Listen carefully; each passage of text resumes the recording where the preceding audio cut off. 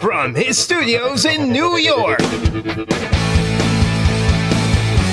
it's time for Wake Up Call with Dan Tortora, where sports meets life.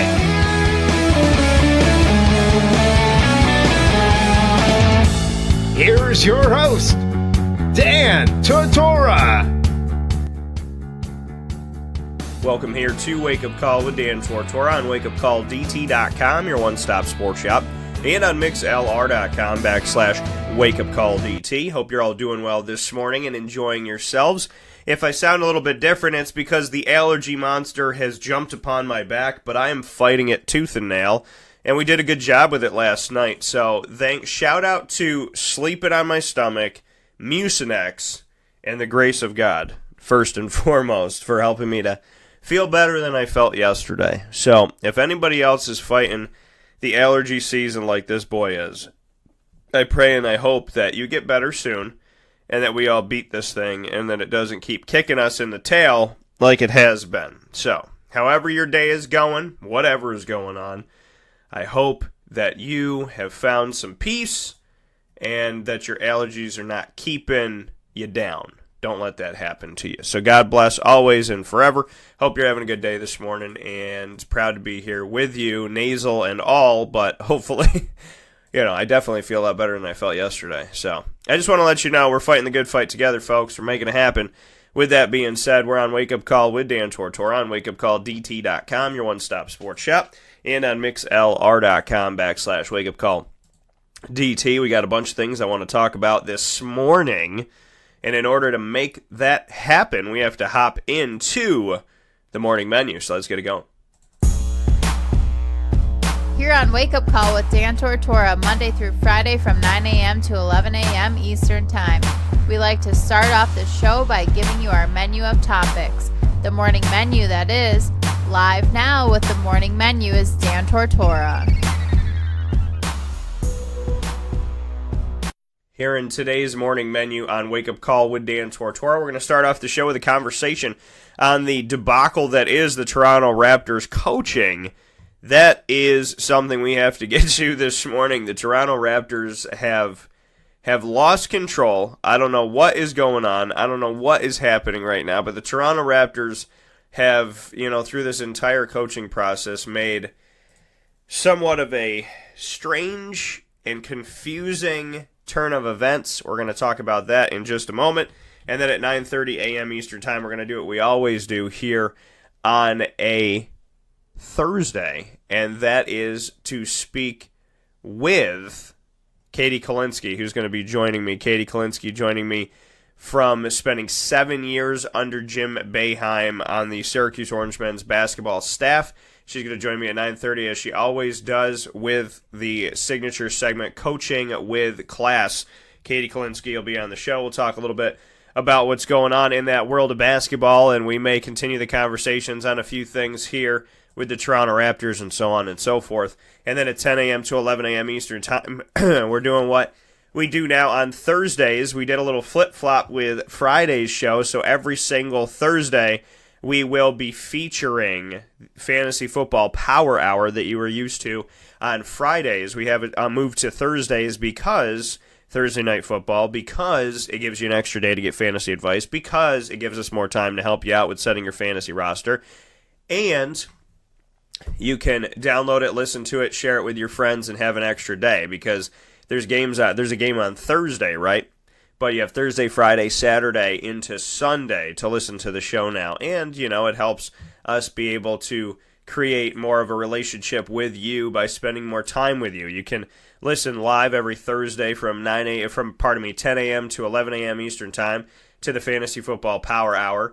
And then you could go to wakeupcalldt.com, and right there on the homepage, you will see that there is the RSS feed, the iTunes podcast, the Podbean podcast, and TuneIn Radio. Any one of those is going to bring you to the show, and you can listen into all the shows there. You can search fantasy football and give yourselves exactly what you need for some fantasy football advice. So we're making it easier for you. We're putting it on every single archive, easy access on wakeupcalldt.com to that archive, And there'll be the fantasy football page on wakeupcalldt.com, which is already up there. You can check it out.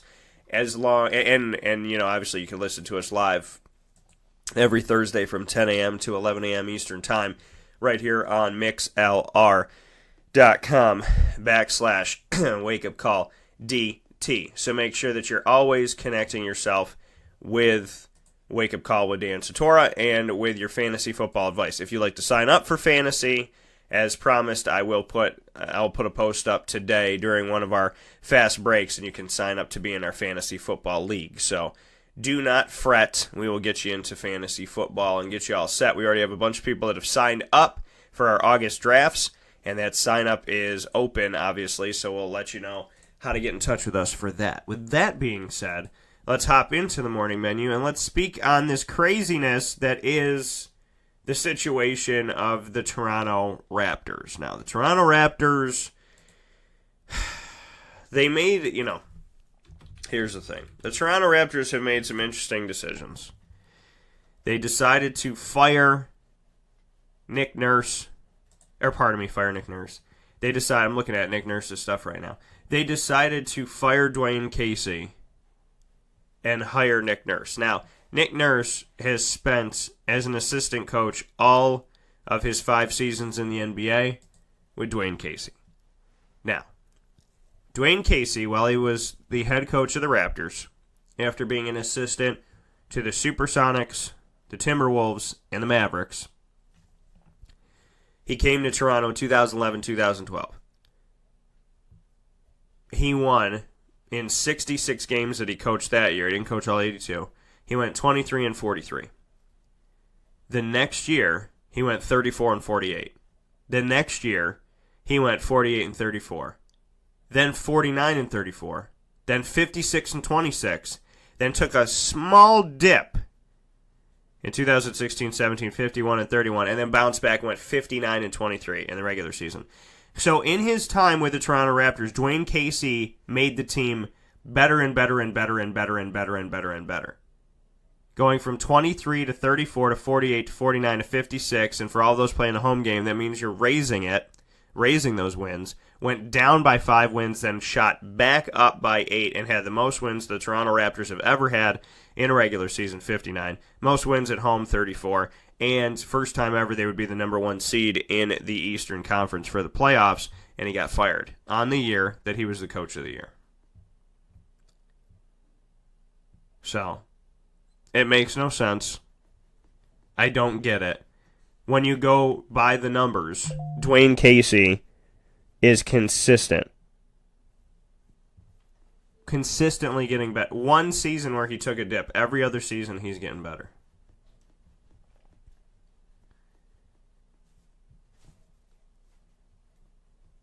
So for me, this is a no-brainer for Toronto. Where was Toronto before Dwayne Casey? What were the Raptors doing before Dwayne Casey? Well, I'll tell you.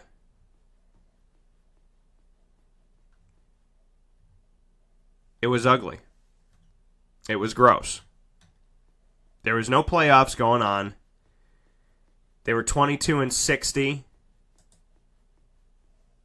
40-42, 33-49, 41-41, 47-35 was not too shabby, and that was back in 2006-2007. So, with Dwayne Casey, this team got back to the playoffs, and consistently. With Dwayne Casey, the Toronto Raptors improved their win total every single season except for one, where he still won 51 games, and then he responded by getting the team to 59.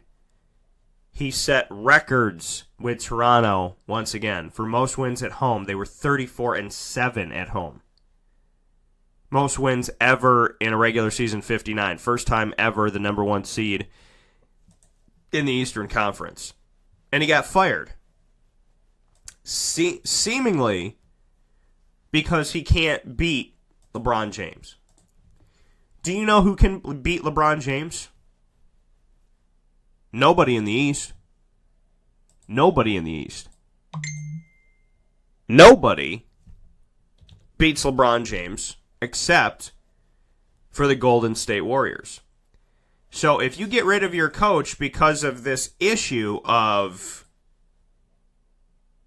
the inability to get past LeBron James, well then Boston has to fire their coach, Brooklyn, New York, Philadelphia, Chicago, Detroit, Indiana, Milwaukee, Atlanta, Charlotte, Miami, Orlando, Washington, the LA Clippers, the LA Lakers, the Phoenix Suns, the Sacramento Kings, the Dallas Mavericks, the Houston Rockets, the Memphis Grizzlies, the New Orleans Pelicans, the San Antonio Spurs, the Denver Nuggets, the Minnesota Timberwolves, the Oklahoma City Thunder, the Portland Trail Blazers, and the Utah Jazz. All need to fire their coach.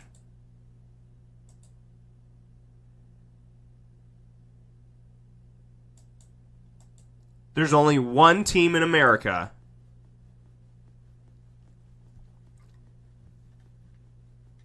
that defeats LeBron James.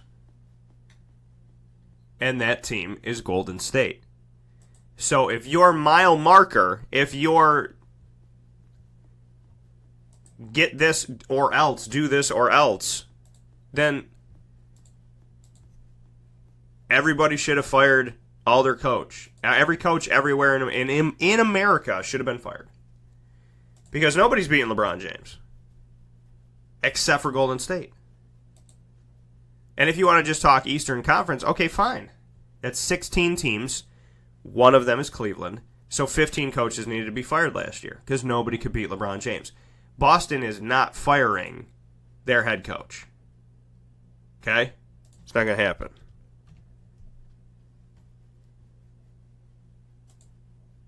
So, Annie wins Coach of the Year, and there's that awkward moment on social media where the Raptors are like, "Congratulations, Coach, on being voted in the final 3 for Coach of the Year," and it's like you just fired him. You just let him go, and you're congratulating him on being up for Coach of the Year. He obviously wasn't Coach of the Year to you.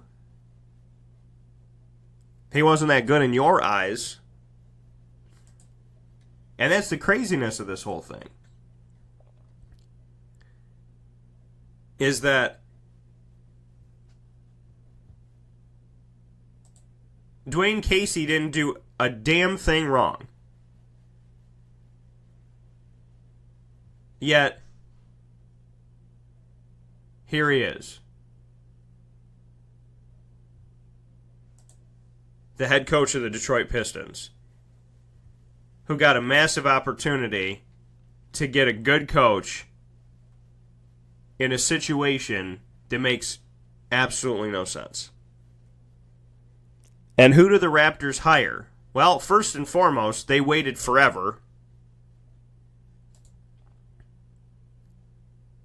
Secondly, the Toronto Raptors say, okay, you know what? Let's go find somebody. Let's find somebody that makes sense for us. There was no plan. There was no plan whatsoever. If there was a plan, it wasn't carried out well. They fired Dwayne Casey on May 11th. They hired Nick Nurse on June 13th. Nick Nurse was an assistant to Dwayne Casey for the last 5 years. So you fired the guy that helped you get to where you are to hire the guy that helped the guy to get you where you are. Make sense of that to me. You fired the guy that led you here to hire the apprentice that worked for the guy that led you here. So what were you hoping for? A cheaper contract, but the same plays? This assistant coach was running Dwayne Casey's plan. It's like firing Jim Boeheim to hire Mike Hopkins. On a smaller scale, but still. It doesn't make any sense. Why would you let Jim Boeheim go and then put Mike Hopkins in the seat? Now, if Dwayne Casey retired and it was the 11th hour, then yeah, hire Nick Nurse. the guy who has never been a head coach in the NBA, to coach a team that was just the top seed in the Eastern Conference. Mind you, that LeBron is probably not going to be in Cleveland anymore. So, and could be in the Western Conference. I think that Philadelphia makes the most sense, but we shall see. Everybody thinks that they're all going to LA, right? There's now a thing out this morning that LeBron and Kawhi Leonard and Paul George would all go to the Lakers. Now, Lakers they have the most cap space.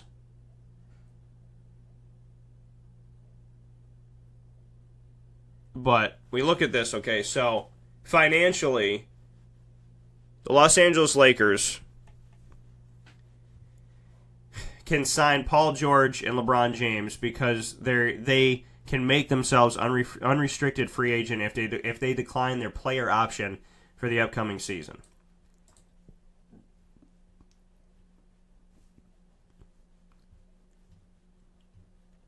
Kawhi Leonard is under contract with the Spurs. They would have to sign off on a trade with him.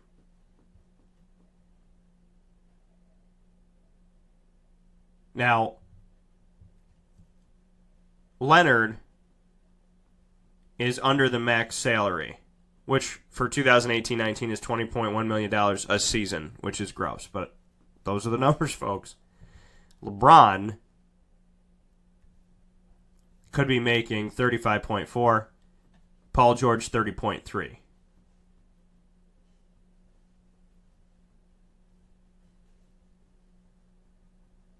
Now, that could put them at over $85 million.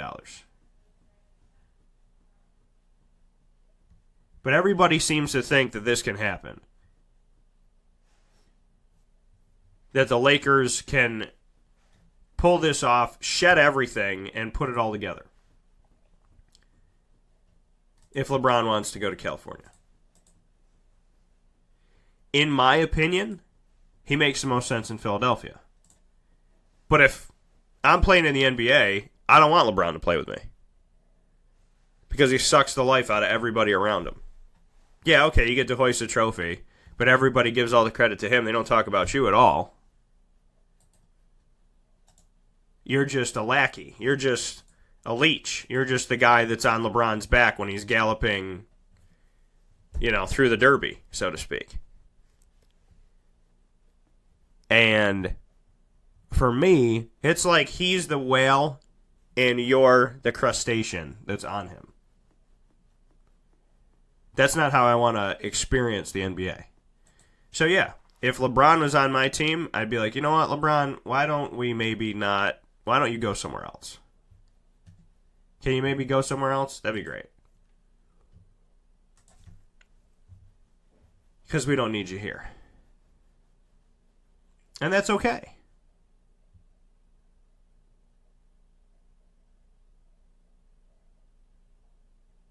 That's okay.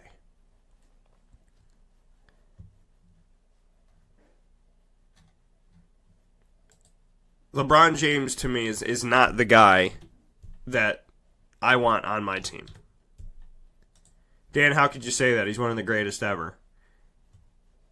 Look at what he leaves in his wake. Look at the careers of the guys afterwards. When you play second fiddle to LeBron James, you may never play first fiddle again. So I'm good. Kyrie got out and got paid at a time where he still got some, 3-4 years to give? Where he can really, really, really hunker down if he's healthy, try to make something happen? So that's great for him. That's amazing for him.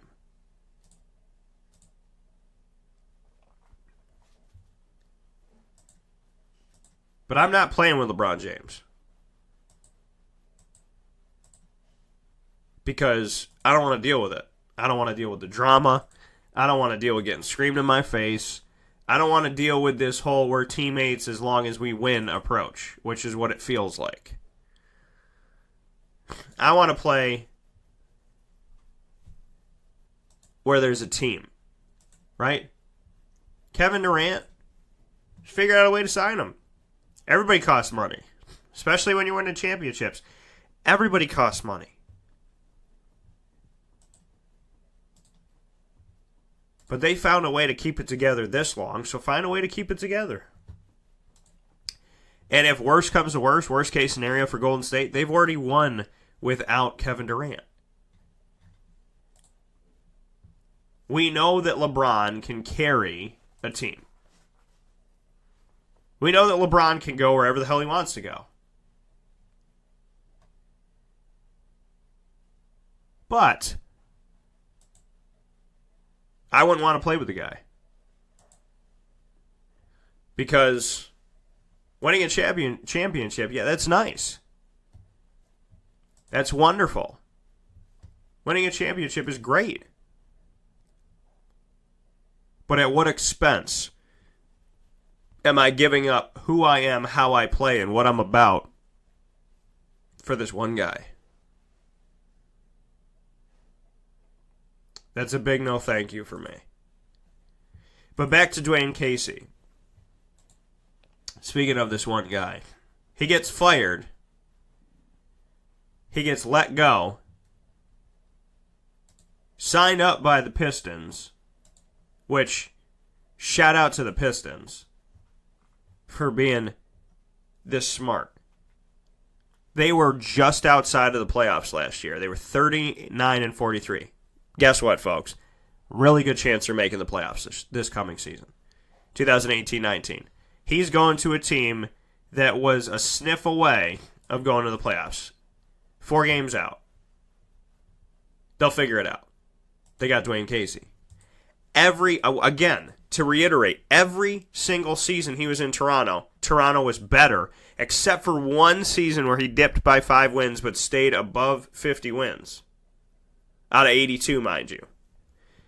So he went from 23 to 34. So he jumps 11 wins, then jumps 14 wins, then jumps 1 win, then jumps 7 wins, then goes down 5, then goes up 8. Fired in the best season the Raptors have ever had at home in entirety in the regular season. First time they were ever the number 1 seed. He gave them 3 things they've never, ever had in their history. 59 total regular season wins, 34 home wins, first seed in the Eastern Conference playoffs. He gave them 3 things they have never, ever had before, and they repaid him by firing him with no plan in sight. It took them over a month to hire somebody. If you're going to fire a coach when you're sitting at the top of the East, you better damn well have some people on speed dial. I don't know who you're calling, but you better have somebody there. And obviously,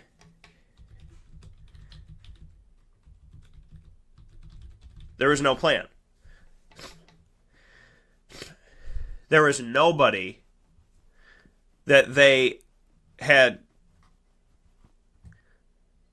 thought about, planned for.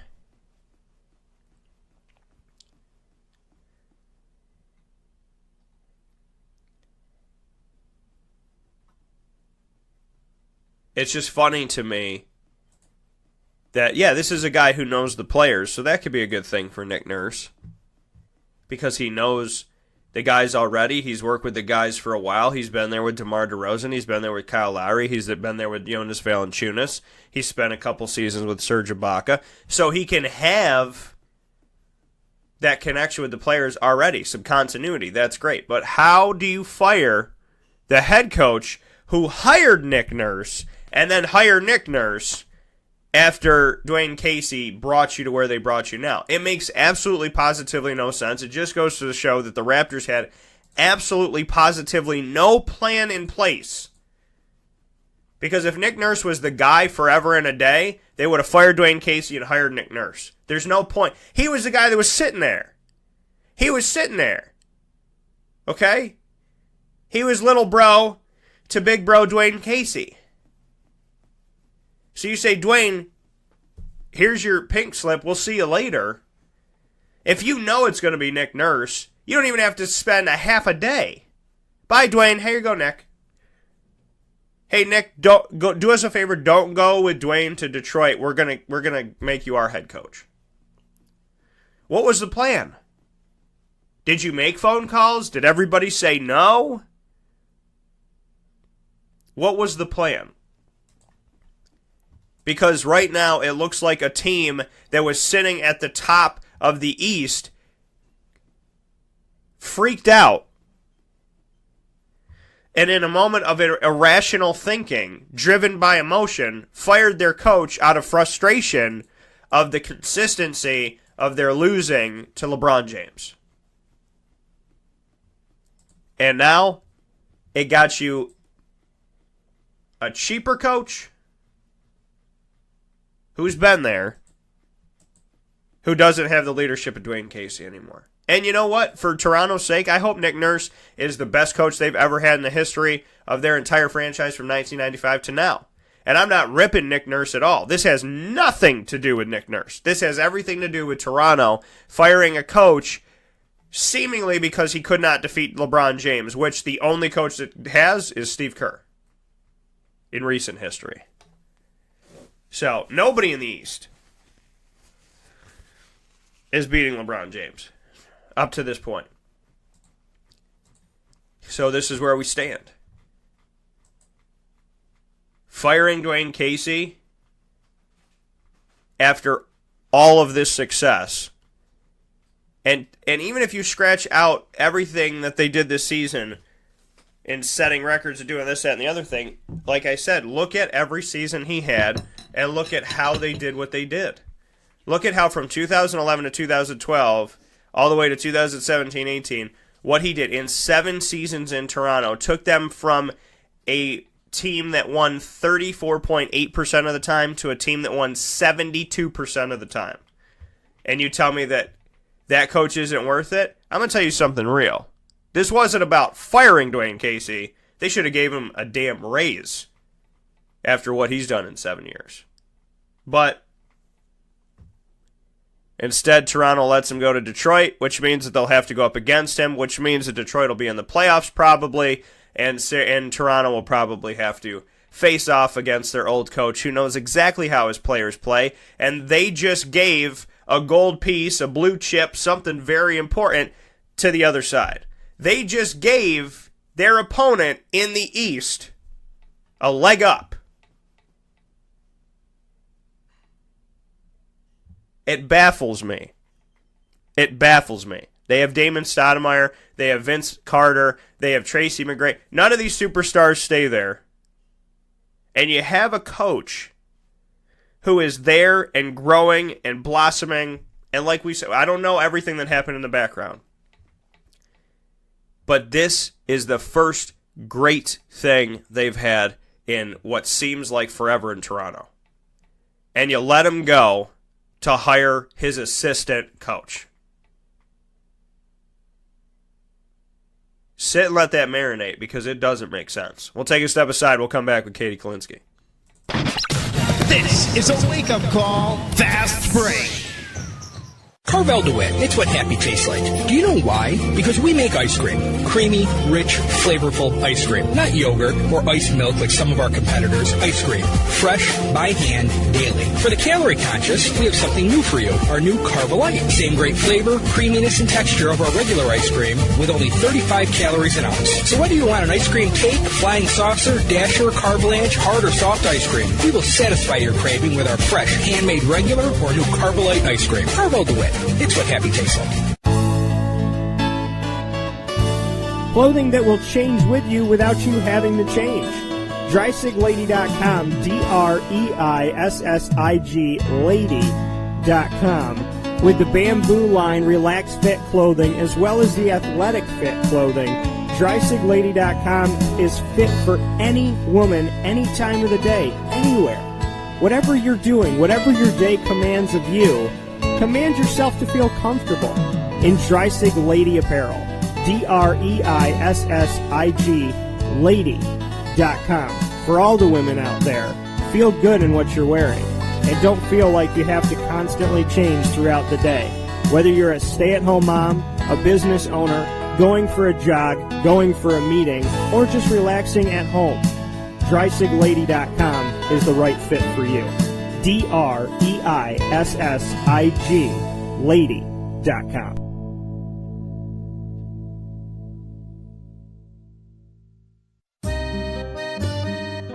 This is Lawrence Papaleo, licensed real estate salesperson for Gilbo Realty.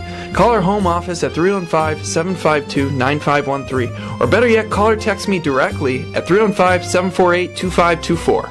Let me ask you a question, Lawrence. If I needed you to help me buy a house, find the right place, could you help me do that? Joe, I'll help you find your dream home. You don't ever say my name on the radio, never. If I needed to sell a house, could you help me go about that the right way? Yes, I can.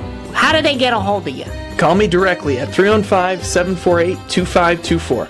But you also do the commercial property. So if I got a business, couple businesses, got to take one here, move it over there, do this, do that, are you going to help me buy and sell my commercial property also? Yes, sir. I like that. What's my name again? I have no idea. Absolutely, but they need to know your name, so give it one more time. This is Lawrence Papaleo, licensed real estate salesperson for Gilbo Realty. My phone number is 315-748-2524. Why don't you tell them your name one more time and that number so we can jot it down? This is Lawrence Papaleo. Call me or text me directly at 315-748-2524. For one day only, Sunday, August 12th from 10 a.m. to 7 p.m., the CNY Pop Festival brings sports and pop entertainers together, including Syracuse basketball's Decades of Boeheim from Roosevelt Bowie Jr. to Dajuan Coleman, as well as Syracuse football alumni and actors from The Flash, Star Wars, The Gremlins, Power Rangers, and The Addams Family. Come to the CNY Pop Festival at the F Shed at the Regional Market. Buy VIP and pre-sale tickets now on CNYPopFestival.com. Brought to you by Honda City Liverpool, Utica Pizza Company, and True by Hilton Camillus. Welcome back here to Wake Up Call with Dan Tortora on wakeupcalldt.com, your one-stop sports shop, and on mixlr.com/wakeupcalldt. We were talking about the Toronto Raptors before the fast break, and we're here with Katie Kolinski. You know the segment right here around 9:30 a.m. It's 3:30 somewhere. 9:30 a.m. Eastern Time here on Wake Up Call with Dan Tortora, every Thursday broadcast, Coaching with Class. It's an exclusive segment you'll find only here with Katie Kolinski. She spent 7 years under Jim Boeheim on his staff of Syracuse Orange men's basketball, and we have a lot of things to discuss. The first thing that we're going to discuss is to go off of what we were talking about before the fast break, to ask Katie if the Raptors make any sense to her, or if she feels like it's just as insane as I do here this morning. Katie, how you doing today? Hey, good. How's it going? Good. So let's enlighten us. Did the Raptors do anything that makes any logical sense to you, or is this thing just as crazy as I think it is?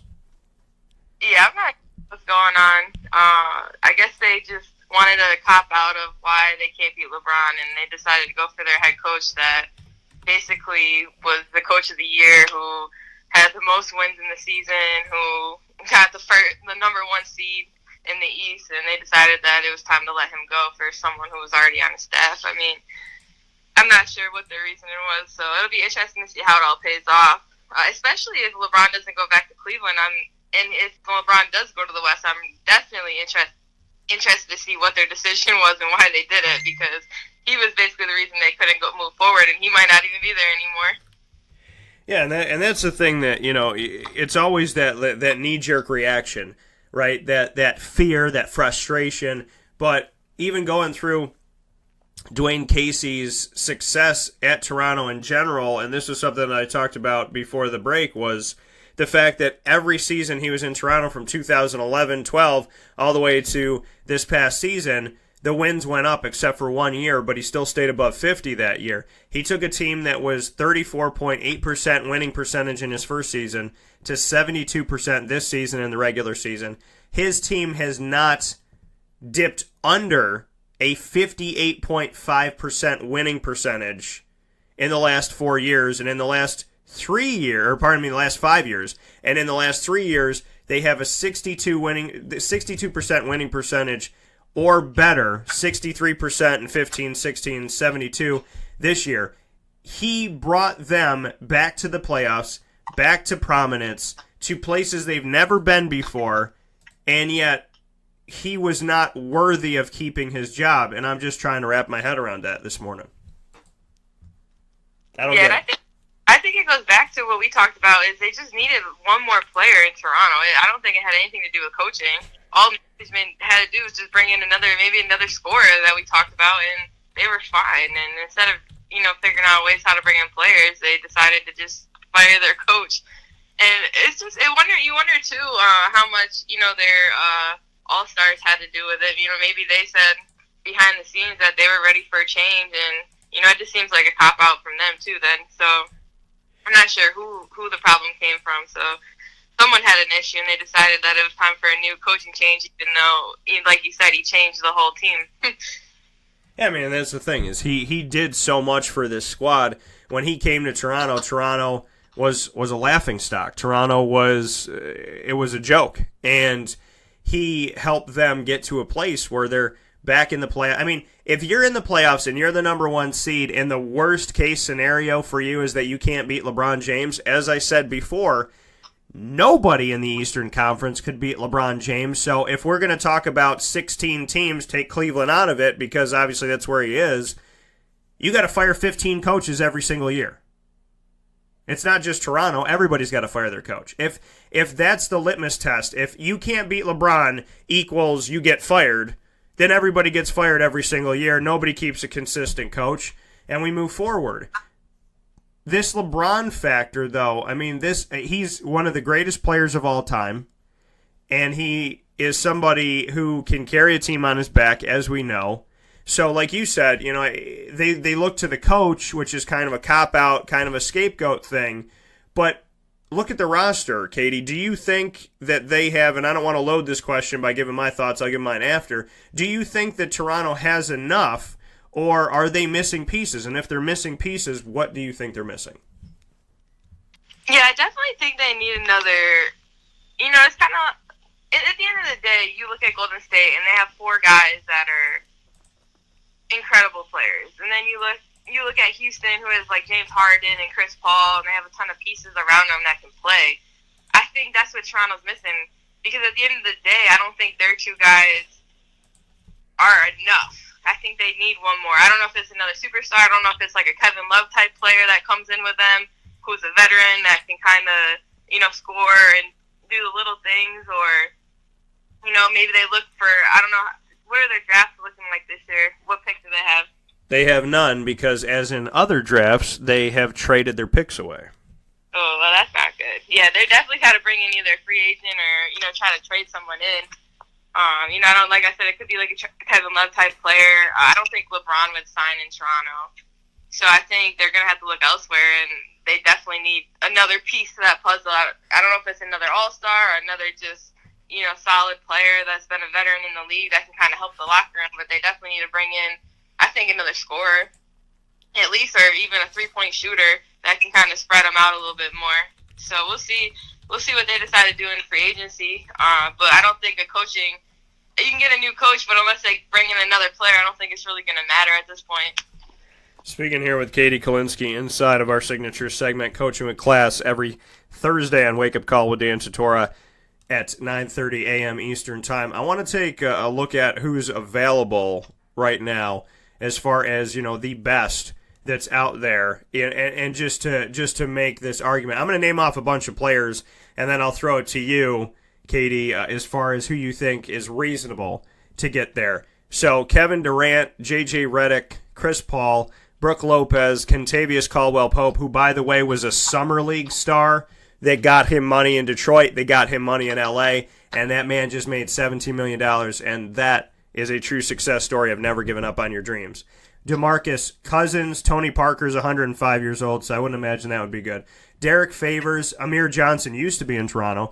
Trevor Ariza toyed with Toronto and that opportunity. Vince Carter is still around. He could go back to Toronto. I think it's his 93rd birthday coming up. Avery Bradley is there. Channing Frye, Jabari Parker, Isaiah Thomas, who's a head case, it seems like. Jalil Okafor, Aaron Gordon, Jamal Crawford, so on and so forth. Zaza Pachulia, of the Golden State Warriors, he's there as well. Guys like Tariq Evans, Julius Randle, Rajon Rondo, Marcus Smart, but he can't really score. Nerlens Noel. So, I mean, thoughts on when we hear that? I mean, there's talent out there. There's some quality free agents that are available this year. And what are your thoughts on some of those names I put out there? Does anything seem viable? I agree with you that LeBron is not. So does anything else seem a little bit viable? Yeah, I'm trying to think of the list you gave it. It seems to me some of those guys will definitely go back to their old teams, because they're all going for, championships with, the 76ers and so in Golden State. And it'll be interesting to see who Golden State can bring back or who they're going to sign. I don't know. I don't know who would want to go to Toronto. You would have to think that DeRozan could convince at least one or two guys to come to the team. It'll be interesting to see, too, because, coaching matters. Who will want to play for the new coach? Who will trust them? I feel like a lot of factors go into it. So, it'll be interesting. I have no idea who Toronto's going to sign. That's why I'm waiting this one out. I can't even say who would want to play. I'll have my popcorn ready to see, what moves they make. I'm looking at, Rajon Rondo, and I'm like, maybe that makes sense. I will say something, though. Toronto's about 4 hours away from Syracuse. We could make it the Syracuse North, and they could sign relatively inexpensively Chris McCullough, who's available, Michael Carter-Williams, who's available, and they have Malachi Richardson. So just for fun's sake, for Syracuse fans listening in, they could make this a Syracuse North team. I mean, if for nothing else, it's only going to cost them a couple $1 million. Wouldn't that be interesting? That's what I was wondering, too. I wonder how where I'm still on the off season, and then I think Jeremy Grant's contract's up, and he should be making a penny this year. Yeah, Jeremy Grant, who did some good things in Oklahoma City, he has an opportunity as well. He only cost them $1 million last year, and I know to you and I, $1 million is a hell of a lot of money, but in the NBA, it's like getting paid $14. So he's got an opportunity here. He is under the bird rights right now. And, he was able to bring it and do some good things for the team. He played 20 minutes a game. So I would imagine that, of the Malachi, McCullough, Carter-Williams, Jeremy Grant, that Jeremy will probably be in a position to potentially be the highest paid of those four as we move forward. And in speaking of moving forward, LeBron James, we agree, is not going to go to that place called Toronto. Where do you think makes the most sense for him? I've broken down salary caps, who's got the most money. I broke down who's going to have to give up what. Is it worth it? So I have my thoughts, and then the fans answered, and we'll get to that. But where do you think makes the most sense for him? Well, my heart wants him to go to LA because I've been a Lakers fan since I was younger, and all these rumors that his wife's out there and his son's going to school out there. They say I feel like him and Paul George are going to team up this offseason and go to LA. That's just my opinion. Just by how it seems like it's playing out. Beforehand, they wanted to play together. Like the big trade they were talking about in Cleveland was Paul George was going to come in and Kevin Love was going to leave.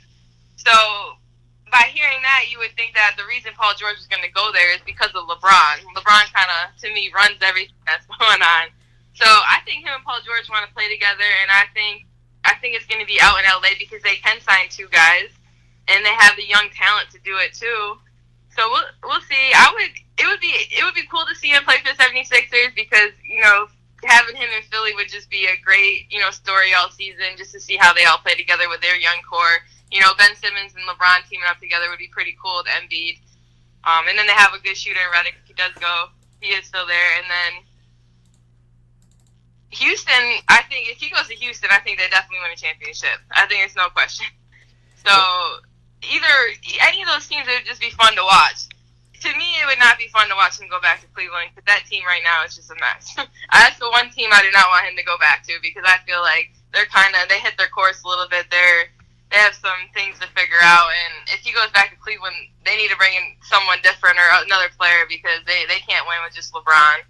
And Kevin Love, I think he was disappointed in the finals too. Well, the thing with the Cleveland Cavaliers is that the first time that he left them and took his talents to South Beach, he crippled them. The fact of the matter is, when he leaves this time, he could cripple them even more because of the lack of consistency. There is not a single player on that team that's consistent, from Kevin Love to Kyle Korver to J.R. Smith, who doesn't even know what day it is. Nobody is consistent on that team this time around. I think he leaves, let's say he leaves Cleveland, which I think is going to happen more than likely. If he leaves Cleveland, I don't think that team makes the top 8 to get into the playoffs. They may make the top 10, but Detroit, which I just told everybody, Detroit was the next team in, next team up. They were number 9. They got Dwayne Casey now, so they're going to the playoffs. I don't see Cleveland surviving and not doing what they did last time LeBron left, where there was still something to be happy about. I don't think there's anything in Cleveland at this point. We took a fan poll. I wanted to know what people thought. Where's LeBron James going? I gave you 4 choices: San Antonio, Philadelphia, Houston, or he stays with Cleveland. 8% said he'll stay with Cleveland. 21% said San Antonio. 29% said Philadelphia. 42% said Houston.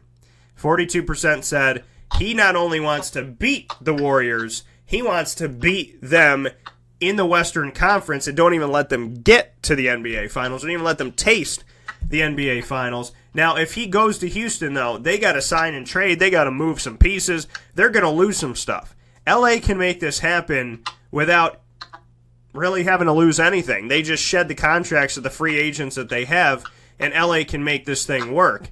If Houston wants to do this, Houston's going to have to give up stuff. So if you're the Houston Rockets and you agree with the fan poll that he goes there, Katie, what do you give up if you're Houston, knowing that Clint Capella is a free agent, Trevor Ariza is a free agent, you have Chris Paul, you have James Harden, you have PJ Tucker, you have Ryan Anderson on the team who could cost you some bank. Maybe you can shed that somehow. What do you do if you're Houston and LeBron says, I want to come here? How do you make it work? Who are you willing to let go of? Well, I think if you bring LeBron in, you could let go of a player like a Trevor Ariza. I think an Anderson, either or. You could definitely let go. I'm a big fan of Clint Capella and the way he played in the playoffs. So it would be hard for me to think that they could just let him go. But I need those other 2 guys. I have no issue with them losing. Trevor Ariza's old. And then you're obviously bringing in LeBron, so you're making up Trevor in many ways. That with Trevor, to me, was just like a shooter this year. And then Ryan Anderson, I think he definitely, either or. I just think it's hard to lose like a Clint Capella. But any of those other 2 guys, I don't think it would matter that much. But I think people, Houston could have beat Golden State if Chris Paul doesn't get hurt. So I don't know what their answer definitely will be, but if Chris Paul doesn't get hurt, they were up in the series. And then they couldn't win a game after the fact. So I think that was just an unfortunate situation that happened where Chris Paul hurts his hamstring and he can't play for 2 games because they had Golden State. Golden State looked mortified in the series when Chris Paul was playing. It was like they had no answer. They were messing up at the end of the game. They looked like they weren't confident. They were asking who the man is in Golden State, why Kevin Durant doesn't pass the ball. They had so many storylines going before Chris Paul got hurt, and then Chris Paul gets hurt, and they win 2 games. So, I don't know. Houston could win without LeBron, or maybe Houston decides to go in a different direction and, sign someone else or just bring their guys back. Well, LeBron would be crazy with him and Harden and Chris Paul all together. Well, that's the thing. Speaking here with Katie Kolinski and coaching with class on Wake Up Call with Dan Tortora, mixlr.com/wakeupcalldt. Where it's at, I don't know. If I'm Golden State, because there was some conversation about that too. Oh, he could go. I was like, he's not going to Golden State, okay? Or he's going to play with Kevin Durant. Hell, he's not going to play with Kevin Durant. Has beaten him twice. There's no reason. I'm not leaving the team I'm on winning championships to go run around with some guy whose butt I just kicked. That's not going to happen. If I'm the Golden State Warriors and I'm Kevin Durant, I'm Steph Curry, I'm Klay Thompson, I'm Draymond, whoever I am, and I know Draymond Green's got to figure his stuff out too, but I'm staying on this team and I'm going to win another 2 to 3 more rings. Then I'm going to have 5. Then I'm going to be tied with Kobe. And then I can talk whatever I want to talk. If I'm Steph Curry, I'm in good positioning right now. I won without Kevin Durant. I won with Kevin Durant. I'm sitting pretty in Golden State. Golden State was nothing to anybody between Chris Mullin and Steph Curry. So here we stand, and Tim Hardaway and whatnot. So for me, Golden State doesn't need to change. Houston, like you said, they don't necessarily need to change. Philadelphia makes the most sense to me because he would be on a team with 2 former number 1 picks, Markelle Fultz and Ben Simmons. He gets both of those guys, Joel Embiid. You make it all work. Philadelphia's in the top 3 for cap space as well in the NBA out of 30 teams. You go there, and when you're LeBron James, if you're playing with Kevin Durant, Kevin wants the ball. If you're playing with Paul George doesn't want to be Chris Bosh. He wants the ball. If you're playing with Simmons and Fultz, yeah, they want the ball, but they're young guys. And they're going to be, in my opinion, not knowing them personally, they're going to be more excited and more happy that this Grizzly veteran who can win championships is coming to Philly. They haven't won a championship in 35 years since Moses Malone did it. So you have him, and if there's any concern of, well, who's going to get the last shot, I would trust Ben Simmons and Markelle Fultz to defer to LeBron more than these other guys are going to do. Kyrie didn't want to do it anymore, so look what happened. Steph Curry's not going to give it to you. Kevin Durant's not going to give it to you. Russell Westbrook's not going to give it to you. Say Kawhi Leonard, he wants to have more, in my opinion, more of a place on a team where he feels like he can be the star. So if I'm LeBron, I go there. I play for a couple seasons. I pass the torch to these guys. I help them try and win a championship or two. And then I hand it off to them. They still have their whole career ahead of them. And in looking at it in LeBron's sense, if I go to L.A., and I know you want him to go to L.A., but if he goes to L.A., Magic Johnson, Wilt Chamberlain, James Worthy, Kareem Abdul-Jabbar, Kobe Bryant, Shaquille O'Neal, on and on and on and on and on and on and on. If I go to Philly, I have Dr. J, and I have Moses Malone. And you can say Allen Iverson, but Allen Iverson didn't win a damn thing. So we can talk about Dr. J, Moses Malone. He'll be in the top 3 in Philadelphia forever. If he's in LA, it's like, is he 9? Is he 1? Is he 5? Is he 4? If I'm him, I want to go to Philly. I'm going to be in the top 3. This team has already shown that they could be in the middle of the pack of the Eastern Conference. Toronto's making stupid decisions. Miami's not a threat. There's certain teams in here that are not a threat to me. I'm going to go to Philadelphia. I'm going to kick some butt. I'm going to have these young guns with me that can run up and down this floor. And if those legs of the Golden State Warriors start to get a little bit tired, I got Simmons, I got Fultz, I got Embiid. I'm going to make this happen. For me, it makes sense for them to take him and him to take them. And monetarily, they can make it work. So I think Philadelphia makes the most sense. Yeah, and I also look at, if you kind of look at the things people are saying right now, like a Dwayne about LeBron, like Dwayne even comes out, for LeBron, it's not really about the championship right now, it's really about his life and life after basketball, and he's getting older, so his decisions are going to be based off of different reasons now, so kind of reading into what everyone is saying at the moment kind of makes it seem like he's going to LA just by the way they're wording it. They're not, like, because a lot of people aren't wording it like, oh, LeBron's going to go team up with somebody and they're going to win championship. He's going to go team up with Boston or Philly or, San Antonio. No, he's going to make a decision based off of his life and, his children and his family and life after where he can make a home. So that's why it seems kind of interesting to me the way even his friends are wording it right now. It doesn't seem like it's, oh, yeah, he's definitely going to go team up and try to win another championship. Not one person has kind of said that. So that's kind of the way I'm looking at it right now is, does that mean he's going to go to, like, a LA, or is he going to go to Philly and try to win a championship? And that's the thing, is that everybody's prognosticating that, there is this connection with Los Angeles, and it could make some sense. But you're forgetting one thing, Katie, and it is the most important thing. Who wants to deal with LeVar Ball? That's very true. I definitely would not want to deal with him, but he's been kind of quiet lately. We haven't really heard much of LeVar, so maybe, he'll learn if LeBron's there, he just has to be quiet because it's not his son's team, it's LeBron James's team. Well, and we can also understand one thing. Silent crazy is still crazy.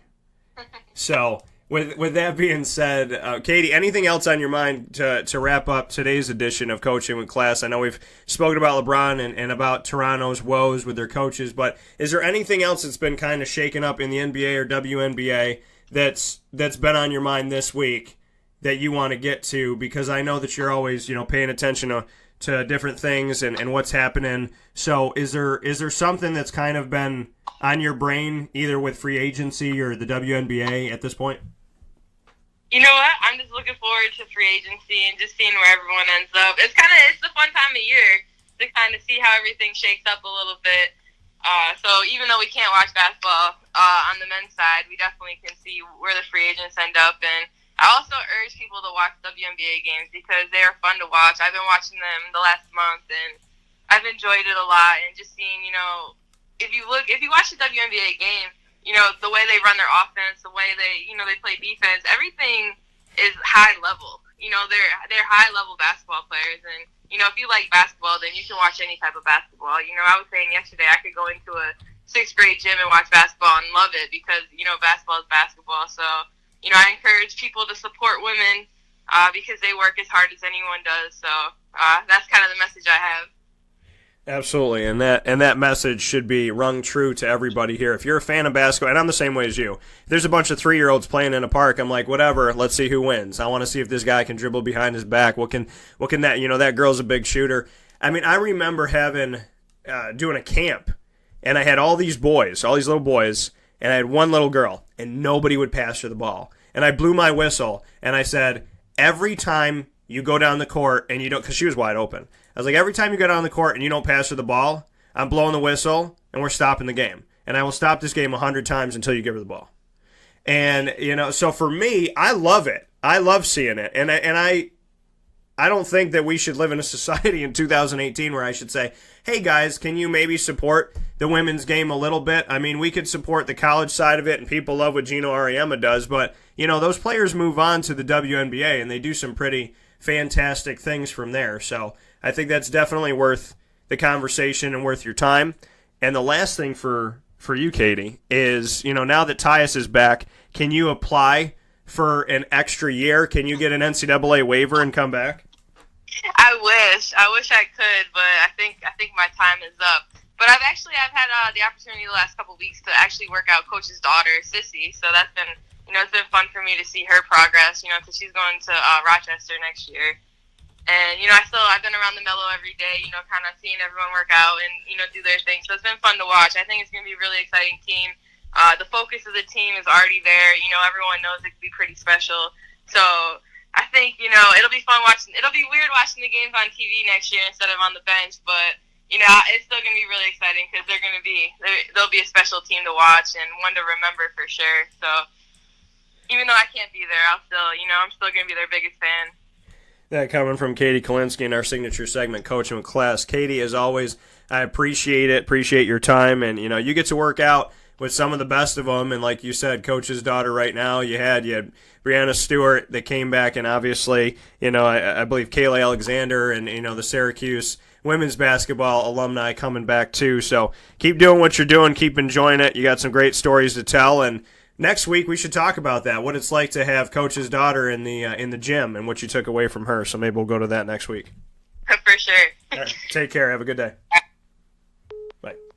That coming from Katie Kolinski of Jim Boeheim's staff for 7 years. She was on Jim Boeheim's staff, so she had everybody from Tyler Ennis to Tyler Lydon to Tyler Roberson to Dajuan Coleman to Trevor Cooney to Mike Benajay to Deion Waiters and Jeremy Grant, Tyus Battle, Frank Howard, Malachi Richardson, and so on and so forth. So big ups to Katie, and thank you. And I love the note about women's basketball that, if you love basketball, then just love basketball. Don't love basketball and then refuse to watch the women play because it's not the men's game.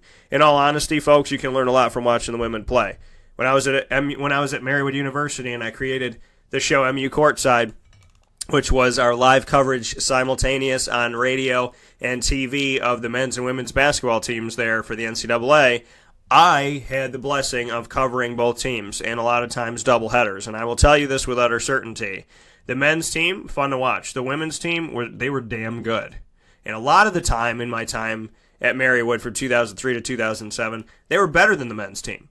So for everybody that showed up to the men's game but didn't come in earlier to see the women's game, they missed out on amazing talent and closer games and better basketball at that time. So Don't discredit somebody because of the color of their skin or because of their gender or anything. If you love something, then give everybody a fair chance, because you would want a fair chance too. And that's something that we all forget. We all forget if we were in their shoes, right? Spend a day in someone's shoes. That's what my mom always told me.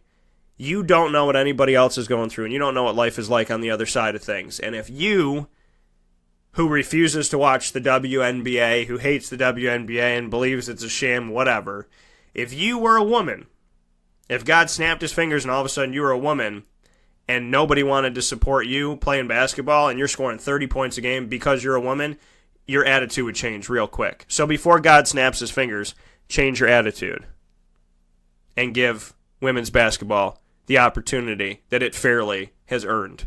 We'll take a step aside. We'll come back with the Fantasy Football Power Hour in just a moment. This is a wake-up call fast break.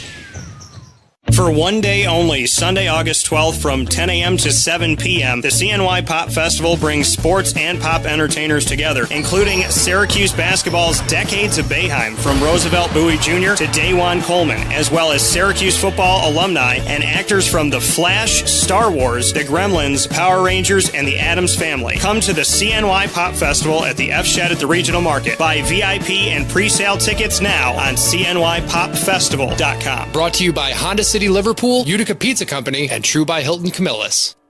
Gear up with the real deal at Dry Sig Apparel, creating what people are going to see and learn about you before they even meet you. Gear up for what you need for your team, business, or event. To look professional, look good, and feel good, outfit yourself at DrySigApparel.com. That's DREISSIG Apparel.com. The only place to gear up with the real deal.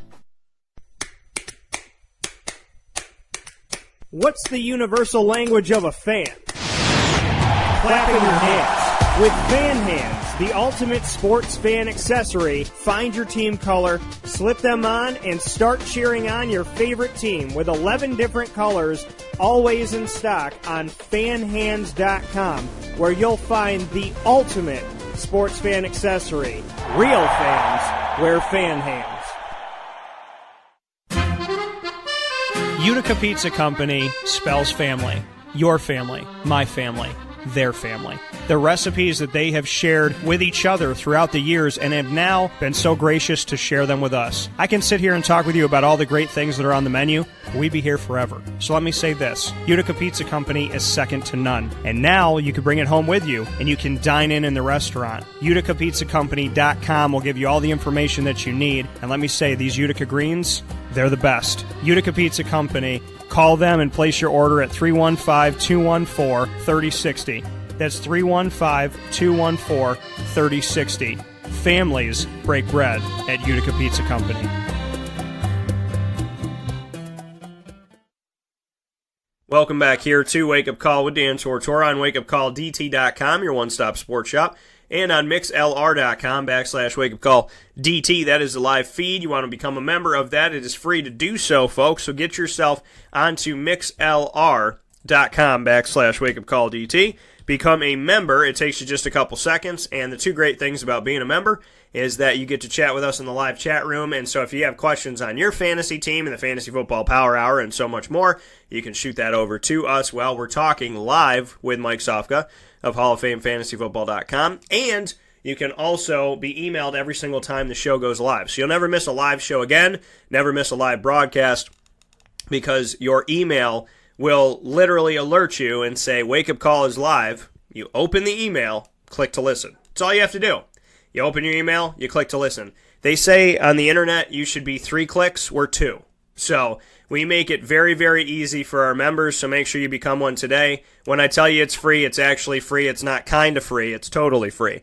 So make sure that you jump onto the mixlr.com/wakeupcalldt feed and join us there for the show. Fantasy Football Power Hour happening every Thursday from 10 a.m. to 11 a.m. Eastern Time. Once again, like I said, with Mike Sofka of Hall of Fame FantasyFootball.com.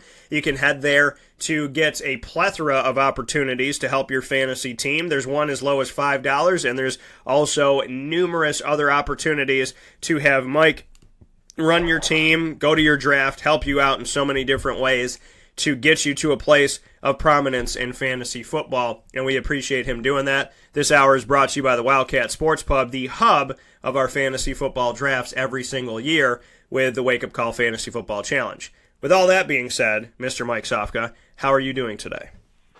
I'm doing awesome. How you doing?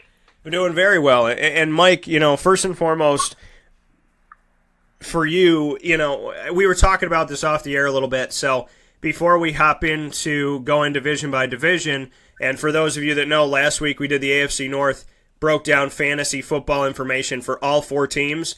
Each fantasy football power hour, that's what we're doing. We're breaking all these down to make sure that we give you the information that you need. So, and spending the ample time on it. But before we go there, you and I were talking about Dez Bryant. He is literally, not figuratively, running completely out of time. We are through the draft. We saw free agency. We saw the draft. We have seen OTAs. We're heading into training camp very, very, very soon. And this man still doesn't have a job. What do you think about the situation of Dez Bryant? And, now I guess the Baltimore Ravens, that opportunity, he might want to look back retroactively, hindsight being 2020, and have taken that job. Yeah, it's a little too late for that, unfortunately, for Dez. He's gonna wait for an opportunity. He's got to wait for an injury or something to happen at this point, because he kind of priced himself out of his own market. When you're trying to sell or buy anything, there's a certain point where value exceeds price. It's a bargain, and you buy it. If the value is beneath the price, you wait for a discount to consider buying it. So it's just a matter of the value, the perceived value. It didn't look like he was a true number one a lot of the time in the recent past.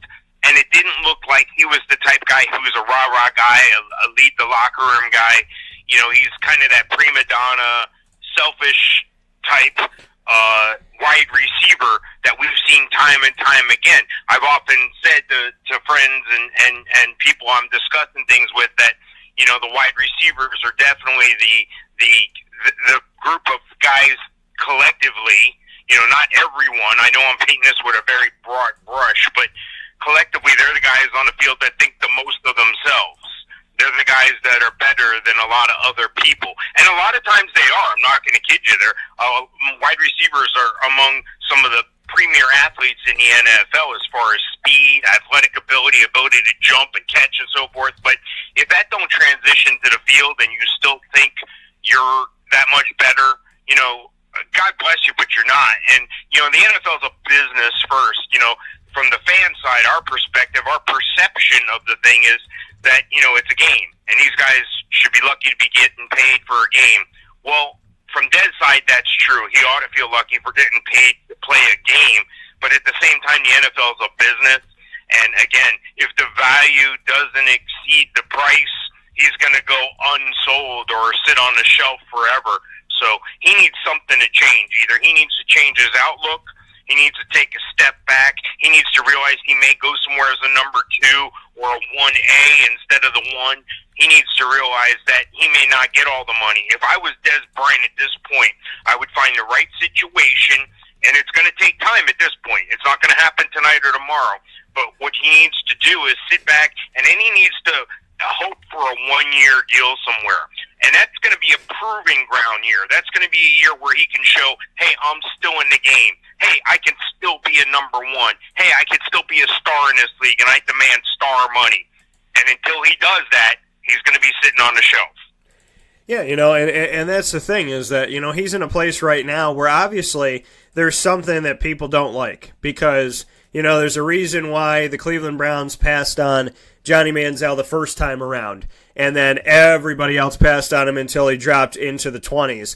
So, and then Cleveland was like, whatever, I guess we'll pick him up at this point. So there's a reason why these things happen. There's a reason why people go, I don't know. And Dallas obviously was like, it's just not a good fit for us anymore. And nobody has given him a chance. I mean, in the early hours of this, I thought it was totally logical, rational, could happen that the Giants called him up and were like, you know what? we're going to sign you immediately. We're going to put you on the other side of Odell Beckham Jr., and we're just going to harass the hell out of the Cowboys and everybody else because we're going to have both of you guys here. There was that rationale that, okay, he would stay in the NFC East even if he didn't go to the Giants. There was the rationale that the Jaguars could pick him up because they got rid of Hearns and Robinson. So there's this opportunity in, getting rid of Hearns 88, bringing in 88 for the Jaguars. They just have to change the name on the jersey. So, they're in the early stages of this, there were plenty of teams that made sense. And when you look back on it, I actually wrote a story about Dez Bryant where I said, what would be the good destinations? And what I had him down for that I thought made sense for him, all the teams that he had here, was the fact that, for me, I thought that, he could go to Jacksonville, San Francisco, Oakland, Houston, Cleveland, Baltimore, and the Jets, as well as Arizona and the Los Angeles Rams. I looked at the Detroit Lions. There was a long list, and I gave my reasoning for every single one of them. But Jacksonville has 6 or 7 guys now, and the majority of those guys are not expensive. San Francisco still needs some help there, so that's interesting. Oakland could use some help. Houston could always use some help for DeAndre Hopkins. Cleveland, it looks, dare I say it, pretty good, and I don't know if they want the headache. Baltimore, they got all their 3 guys, the arguable depth chart of 1, 2, and 3, however you want to run it, from Willie Snead to John Brown to Michael Crabtree. None of them were on the team last year, and they're all there now, so he's not going there, and obviously you turn that down. The New York Jets can always use some help. Arizona, they got Larry Fitzgerald, and they drafted Christian Kirk, and they're going to give him, I think that Kirk is going to step in to that role, and I think eventually we're going to see Rosen as the number 1, Kirk as the number 1 receiver for him. L.A., I mean, there's moves that they can make, but LA's made a lot of moves and have made themselves better all over the field. And then the Detroit Lions, I don't know if Patricia wants to deal with that. So, there's still a few teams on this list this late in the game that could make some sense, but, he has to, like you said, whatever his asking price is, whatever he's demanding, he needs to really take a step back. The hilarity of it all is the team that needs him the most is probably the Dallas Cowboys. But they're not going to retroactively go back and get him, one would think. Just like Dwayne Casey getting fired by Toronto and Toronto not hiring anybody for over a month and kind of going back and going, I said to the fans, do you want them to just kind of go with their tail between their legs and go back to him?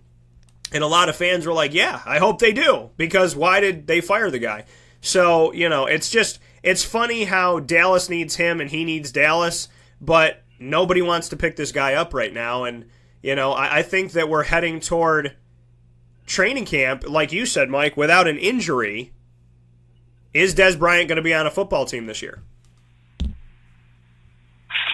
Yeah, I think that he needs something to happen. Something needs to give somewhere. There needs to be some sort of hole needs to come through the dam to let the rest of the water through, because he needs an injury. He needs a retooling. He needs to go back hat in hand, more of a team role or more of a role player role, if you would. I think that, if he accepts that initially, he could grow back into what he once was and what everybody thinks he could still be. But I don't think that many people still think he can still be that guy. Dallas had a lot going for him in the recent years with Ezekiel Elliott and with Dak Prescott. And if Dez couldn't show out with that, there's some other problems. So I think there is a smallest, and to use the words of Dumb and Dumber, you're saying there's a chance. There is an outside chance he could go back and re-sign with Dallas, but I don't think that's going to happen like you had pointed out. And, everyone's settling in. When the real mini camps start and things start to take shape and mold into teams and they start cutting players and players start to move around, I think just before the season starts might be a time where we see Dez latch on somewhere in some sort of role. Yeah, so, I think he's going to have to kind of sit and wait. We look at Terrell Owens, we look at Chad Ochocinco. He seems to be in line with those, does he not, Mike, of these guys that are, working out in their driveway but not getting any phone calls? Yeah, that, and you look at all those guys, what do they all have in common? They're all me. They're all me players. Like Keyshawn, give me the damn ball. Hey, I'm special. Get the ball to me. That only goes so far so many times. That only works when you're winning. If me results in win, everybody's all about it. But if me doesn't result in wins, well, you're going to find a job somewhere else. Yeah, and that's where we sit right now with Des Bryant, is that he does not have a home, and the question mark as to why, people say, listen, is he your third best? Is he your second best? He makes sense in Cincinnati too because they don't have any logical help, but nobody is taking a flyer on this guy, and that's gotta let you know something and be a little bit questionable about why exactly nobody wants to take a chance on him. Here with Mike Sofka in the Fantasy Football Power Hour, brought to you by the Wildcat Sports Pub in Camillus, New York. Head there for all of your sports watching needs, as well as food there's so many different things on the menu that you can logically order something different pretty much every week of the year and still have to get something new the next week. So make sure you pop into the Wildcat Sports Pub. Great food, great atmosphere, family-friendly sports bar. Somehow they figured out a way to make it kid-friendly and a sports bar. I've never experienced it the way I've experienced it with them. So shout out to Danny and Heather, because I love working with people that, they're innovative. They do good things and they make it happen. And they really, when they say they're going to put something together, they put it together. So with that being said, we're putting together our fantasy football advice for you, getting you ready for your draft coming up within the next month or two. And with that being said, we're going division by division. We started in the AFC, so we'll stay there. And we're going to the AFC East today. So we're going to break it down team by team inside of each division each week so that you have ample time to go through this. We're going to go to the names. We're going to go fourth, fifth string guys if we have to make sure that you can make a note of each team, each division, on how well you can prepare yourself for your fantasy football draft. And that's what Mike and I are here for. So with that being said, Mike, let's hop into the AFC East, and we're going to start with the Patriots. What are your thoughts with the Patriots? Let's start.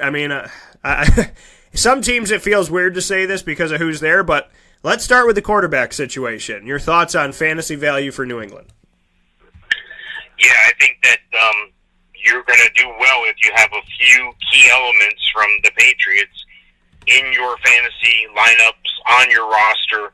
And, that all starts with Tom Brady. He's an old guy, but he's the wise old guy. He's the TB12 guy. He's the guy who's proven time after time, again and again, over the long haul, even though he hasn't won every Super Bowl he's been in. He's been to quite a few of them, and he's won quite a few of them. So this is a guy who more times than not is going to get it done. This is a guy who, even though the relationship with Belichick is expressed through the media as tenuous at best, this is a guy who gets it done, gets it, and can make it happen. He can help the team march down the field. He can help your team make first downs. He can help your team score points. He's smart on the field. He's almost like having another coach on the field, a la Peyton Manning. This is a guy who, has what it takes to be a winner in the NFL. And that's what it really comes down to. As a business, you have to win. And if you don't win in the NFL, you're not going to be around for long. And, of course, Tom Brady has proven he's a winner. That's why he's still around. Yeah, and where we are right now with Tom Brady, he's still going to make things happen. This relationship with Bill Belichick seems kind of interesting, how he's not really lying to anybody. He's saying no comment with different things. I find that to kind of make me take a step back a little bit and say, our teams like Jacksonville, who were really close, do they have an opportunity this year and moving forward with, the home of the Patriots not being as cozy as it once was? But Tom Brady, if he's going to be on your team, he's going to help you out. We know that this is a pass-first team. We know he's going to get you yardage. We know he's a pain in the butt to play against. And if for nothing else, if you don't like the Patriots, you don't like Tom Brady, it doesn't matter. When it comes to fantasy, if you want to win your games, you have to think about, do I want to have him playing for me or against me? And in the case of Tom Brady, you want him playing for you. Sony Michel, James White, Jeremy Hill from Cincinnati, Rex Burkhead, Mike Gillislee, who had some good moments but then kind of sputtered out, and Brandon Bolden. There are 6 running backs on the New England Patriots. All of them got time last year outside of Sony Michel, who's a rookie. Dare I say that they might have the most depth at running back that maybe they've ever had. What do you think about the running back situation in New England, how it affects your fantasy team? Well, I think in order to look at that, you got to look at what they did with their first pick, number 23 overall, taking Isaiah Wynn, offensive tackle out of Georgia. And then, of course, they went and swapped the 3rd and 5th round picks with the 49ers for right tackle Trenton Brown. So, here's the situation. They beefed up the line a little bit. Oh, and by the way, the guy they drafted, Isaiah Wynn, all New England did was go get his running back, or one of the 2-star running backs from the Georgia Bulldogs, in Sony Michel. Super fast guy. Get him the ball in space. Give him an opportunity. Give him multiple touches throughout the game. So I think the future is bright for New England with a playmaker like Sony Michel, who can score from anywhere, anytime without warning on the field. This is a guy who they're going to have return some kicks as well, I'm sure, until he establishes himself as the full-time running back in New England. But that's the danger. New England never has a full-time running back. They have a full-time running back one play at a time. You never know. The guy may end up bagging groceries next week at the Kroger or something. The guy could run for 3-4 touchdowns one week and never be heard from again, and then be cut and never seen again. Sony Michel has a great opportunity, and New England has a great opportunity. But you can't forget about guys like Rex Burkhead, who they brought in and who they just bumped up in pay to be one of those consistent guys, to be one of those pass-catching receivers. Mike Gillislee, the guy from Florida, the guy bounced around a little bit, and this looks like it looked like he was going to be the guy last year, but that never came through. So what do? They bring in Jeremy Hill. Jeremy Hill is a big back, a solid back. Maybe he's going to take that LeGarrette Blount role. Maybe he's going to be the short down guy. Maybe he's going to be the red zone guy. So maybe if you're in a touchdown-only league, maybe that's the way you go. But you can't forget about James White. A few years ago, James White was thought to be the guy they were grooming to be that number 1 running back, and that hasn't panned out either. So with all that in mind, the bottom line is they're going to have a running game in New England. It may be a mixed bag of tricks. Be cautioned going into drafts, but if you're in a dynasty situation, Sony Michel is an excellent guy to add. I don't have to tell you that. But just be prepared for an up-and-down year, a committee situation, a situation where your guy might not touch the ball one game, and then the next week you bench him because he didn't touch the ball, and he goes out and runs for 4 touchdowns. So just keep all that in mind. Understand that's what you're getting into when you draft a running back from New England. Yeah, and that's the thing. Mike brings up a good point, and, that's why it was prefaced here is the fact that we're in a position right now when you look at this team, when you look at the New England Patriots and their rushing attack, that they do, like you said, they don't have a guy that they trust every single game. They have a guy that they trust from play to play. Sometimes it's James White, but not until the end of the season. And Jeremy Hill was wildly inconsistent in Cincinnati. Rex Burkhead had some good moments, but he got hurt, and sometimes he's like a fullback. Mike Gillislee started off the season as a number 3 guy, but looked like the number 1 guy in the first 3 weeks, and then he fell off. And Sony Michel, like you said, they go and get the guy, Isaiah Wynn, who's blocking for him, and you get this kid who could do a lot of different things, change the pace, and make it happen for you. So, and I think you can argue that Sony Michel is better than Nick Chubb. So, and they got him in the first round, which, I don't, when I think of the Patriots, I don't think of them using a first-round pick on a running back. So that says a lot about the situation as well. So this is where we sit right now, and these are guys that I think some people are going to take him early and take him quick. Someone's going to take Jeremy Hill because they're going to remember him from Cincinnati. Somebody's going to take Burkhead in the middle of the draft. Somebody's going to take James White late in the draft. They might not take Sony Michel right away, but I will tell you this with utter certainty. Please, please understand that these guys are your 3rd best back that you need to be taking because they can be interchangeable. I think Sony Michel has the capability of breaking a game open and doing some amazing things, but he's with Tom Brady right now. And he might be better served when they move forward without Belichick and Brady. So Sony can do some good things. Sony can make some things happen, but it's about protecting their quarterback who wants to throw the damn ball. So I like these running backs. I like their setup. Like I said, they could have the most depth that maybe they've ever had in New England. But with that being stated, this should not be your number 1 running back pick or your number 2 running back pick because you want a fantasy person who is going to be consistent And the Patriots, even with a consistent running back, they don't allow them to be consistent because they could run for 10 yards, 12 yards, 15 yards, and then they put them on the bench for the rest of the game. That's just how they play. It doesn't make sense, doesn't have to. They win championships, so they don't have to explain themselves in their minds. So for fantasy, just understand, there is talent there, but that doesn't necessarily translate to consistency. Wide receivers, Mike. Julian Edelman, Chris Hogan, Kenny Britt is there now. Jordan Matthews is there now, who used to be with Philadelphia. Philip Dorsett, who used to be with the Colts. Cordarrelle Patterson, who was on the Minnesota Vikings and fell off the face of the earth. The funny thing about Cordarrelle Patterson is he is exactly the MO of the Patriots. Take a guy who made it to the NFL, who fell off the wagon and nobody has heard from since he got drafted, and he'll have 7 touchdowns this year. What are your thoughts about these guys? Yeah, I'm really excited about a rookie who they got late. They got this rookie on day 3, and that's Braxton Berrios from Miami. He's a quick slot receiver. He could see and he could make an impact right away. Because don't forget, Julian Edelman's gone down.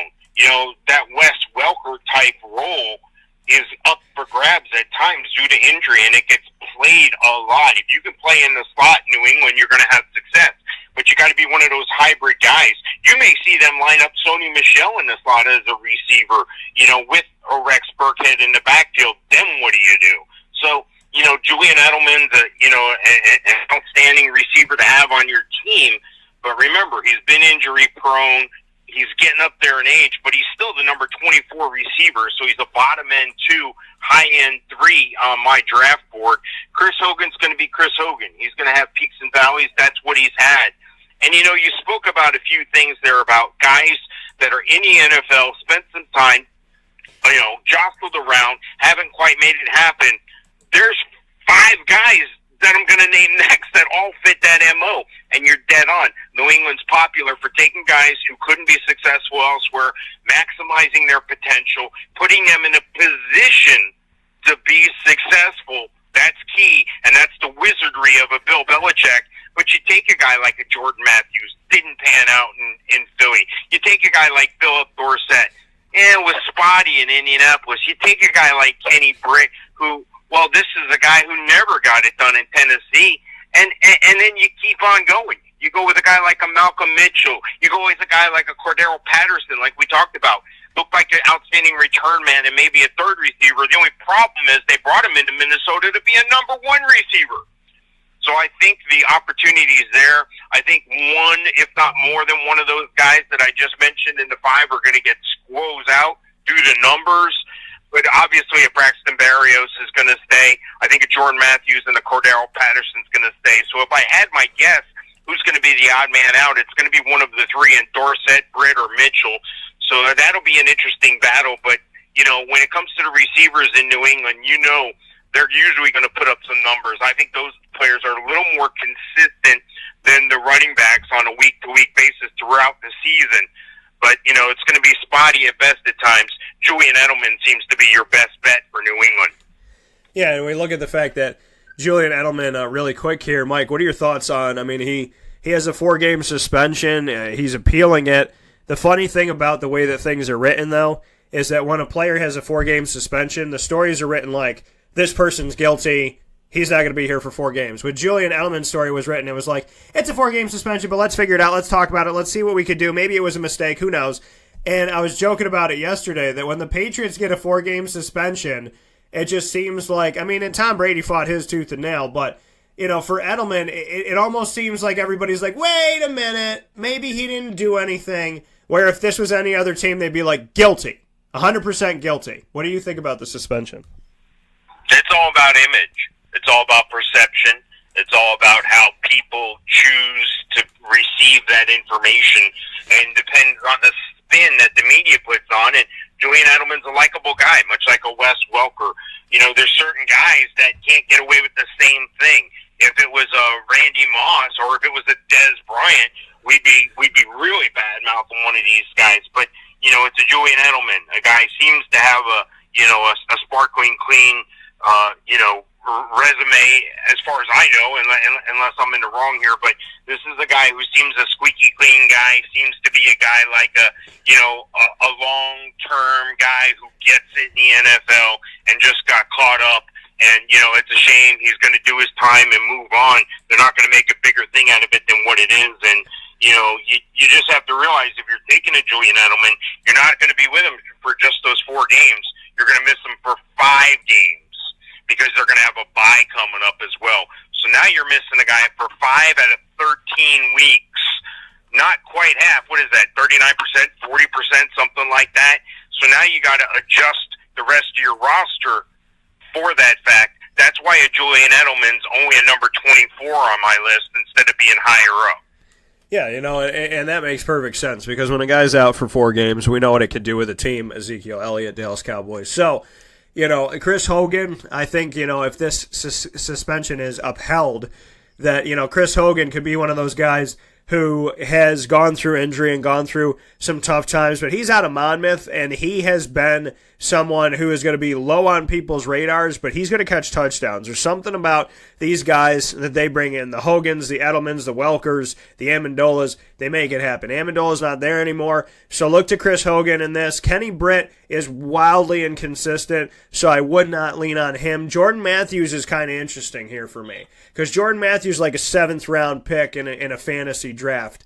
And so I like this. I like that he's a free agent. He's leaving Buffalo. There was nothing there. There was no big-time game. There was no deep passes. He's now on a team with a guy who can throw the ball. So it'll be interesting to see what Jordan can do. Philip Dorsett, I'm going to keep the jury out on him. I put him out on waivers, free agency. And Cordarrelle Patterson, same thing. Matt Slater, it'll be for me, he was an all-pro second for special teams.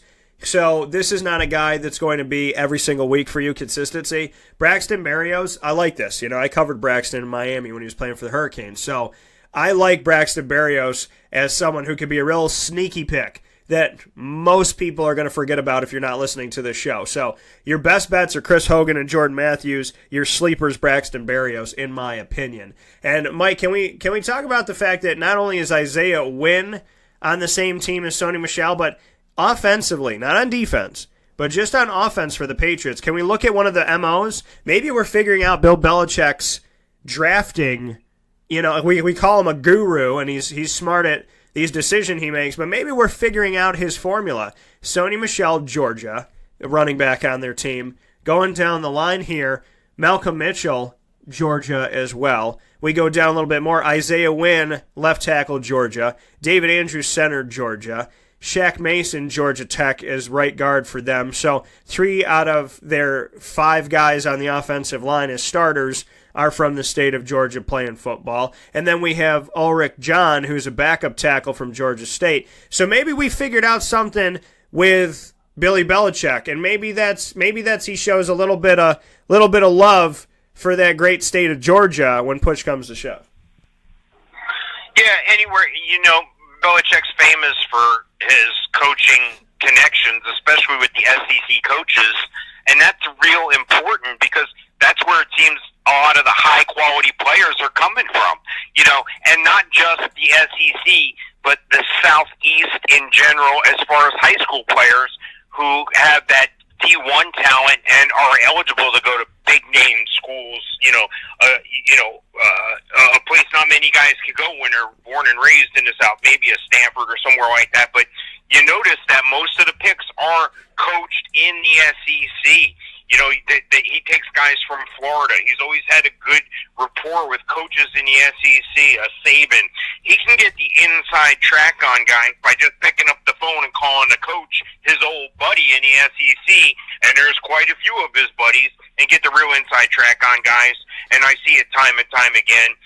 Belichick takes these guys that are going to fit what they're trying to accomplish in New England. It may not be the same guy that the other 31 teams would have even thought of, but it's going to fit what Belichick is looking to do. And if he was wrong, he's not going to admit it. He's just going to get rid of him. Absolutely. And with that being said, we're going to take a step aside. Speaking of getting rid of them, we're gonna take a step aside here, go to a fast break, and we will come back here in just a moment. And when we do, we will cover the rest of the AFC East, get you ready for your fantasy football drafts. The Jets, the Dolphins, and the Bills are on the clock in just a moment. This is a wake-up call fast break. This is Jimmer Sikowski, owner-operator of Chick-fil-A Cicero, 7916 Brewerton Road in Cicero, right in front of the Home Depot. I had a deep feeling that God wanted me to do something bigger with my life and to help people, help others. He kept putting Chick-fil-A in my life, and I realized as I was going through the franchise selection process that positively impacting the lives of others was really core to what we do here at Chick-fil-A. First of all, it starts with the food. The food is brought in fresh daily. We bring in local produce. We prepare to order in the kitchen. We hand bread our chicken. We hand spin our milkshakes. It's great food. It doesn't taste like fast food. I think the second thing is the way people feel when they come in a Chick-fil-A restaurant. It's different. We try to treat people with intentional kindness here, which is very different and deeper than good customer service. And so I think it feels remarkable for most people to come in a Chick-fil-A restaurant. And then lastly, the impact that we try to have in the community is very different. It's a big part of the expectation of every operator of a Chick-fil-A restaurant is that they're actively engaged in their community, they're a leader in the community, and they're making a difference. When they realize that what we're striving to do is to shine a little light in their life, that's a very, very different experience than you will have in any other quick service restaurant. And it's that remarkable experience that I think people will emotionally connect with.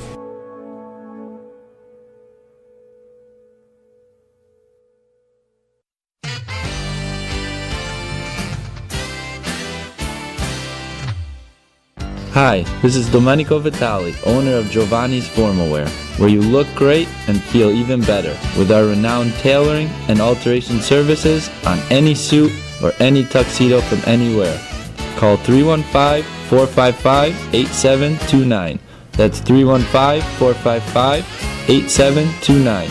Stop in locally on Route 11 in North Syracuse, next to the Ponderosa Plaza, where you can choose your style, get fitted, and tailored, all at Giovanni's Formal Wear.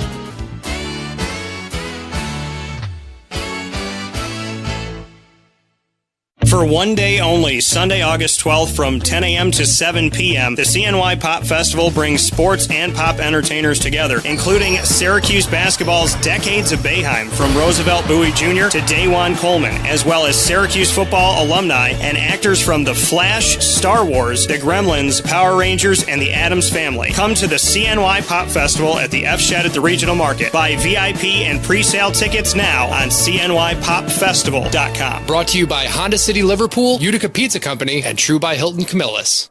I'm George Townsend of Honda City with some good advice when buying a new car. The true cost of owning a new car is determined by the appraised value when you trade it. No vehicle appraises higher than a Honda. Next, look for low APRs and deep discounts. You also want low maintenance costs and great fuel economy. That's why my advice to you is to buy a new Honda. Looking pre-owned, visit our Honda Certified Used Car Center. Honda City, 7140 Henry Clay Boulevard, Liverpool, or HondaCity-CNY.com. It would be a pity if you don't shop at Honda City.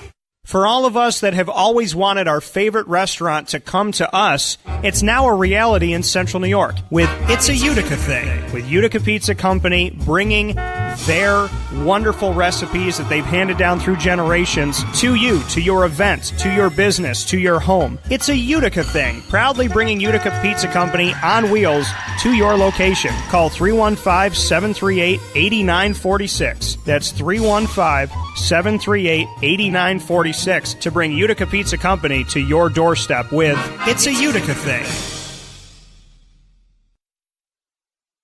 Welcome back here to Wake Up Call with Dan Tortora on wakeupcalldt.com, your one-stop sports shop, and on mixlr.com/wakeupcalldt. We are inside of the Fantasy Football Power Hour, proudly brought to you by the Wildcat Sports Pub on 3680 Milton Avenue in Camillus, New York, in the Home Depot Plaza. To all the leagues in Syracuse and Central New York, that call Wake Up Call home, thank you so much. We all draft at the Wildcat Sports Pub, and it is a blessing and a privilege, and we thank them so much for opening their doors to us and being that family-friendly sports bar where you can bring the kids and bring the draft, grab a beer, get some food, and hang out with the family all in the same time, and everybody functions collectively, peacefully. I love it.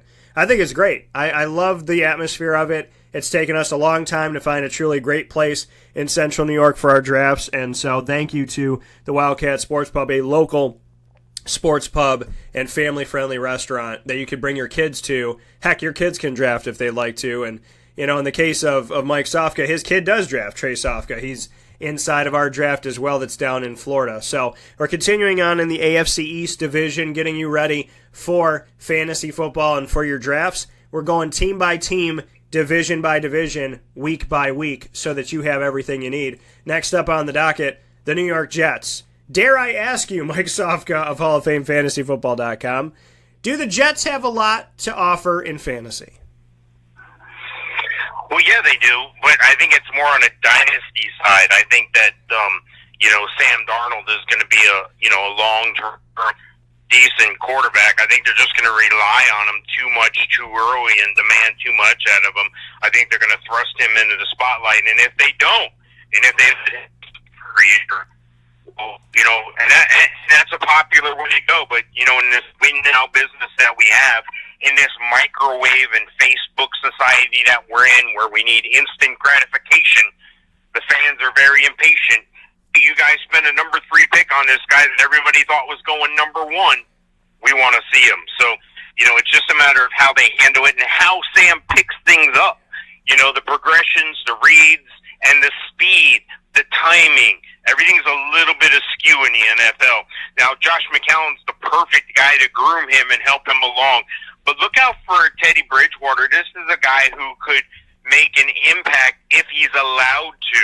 This is a guy who was the starter at Minnesota before the injury and before Case Keenum came in and rescued the day.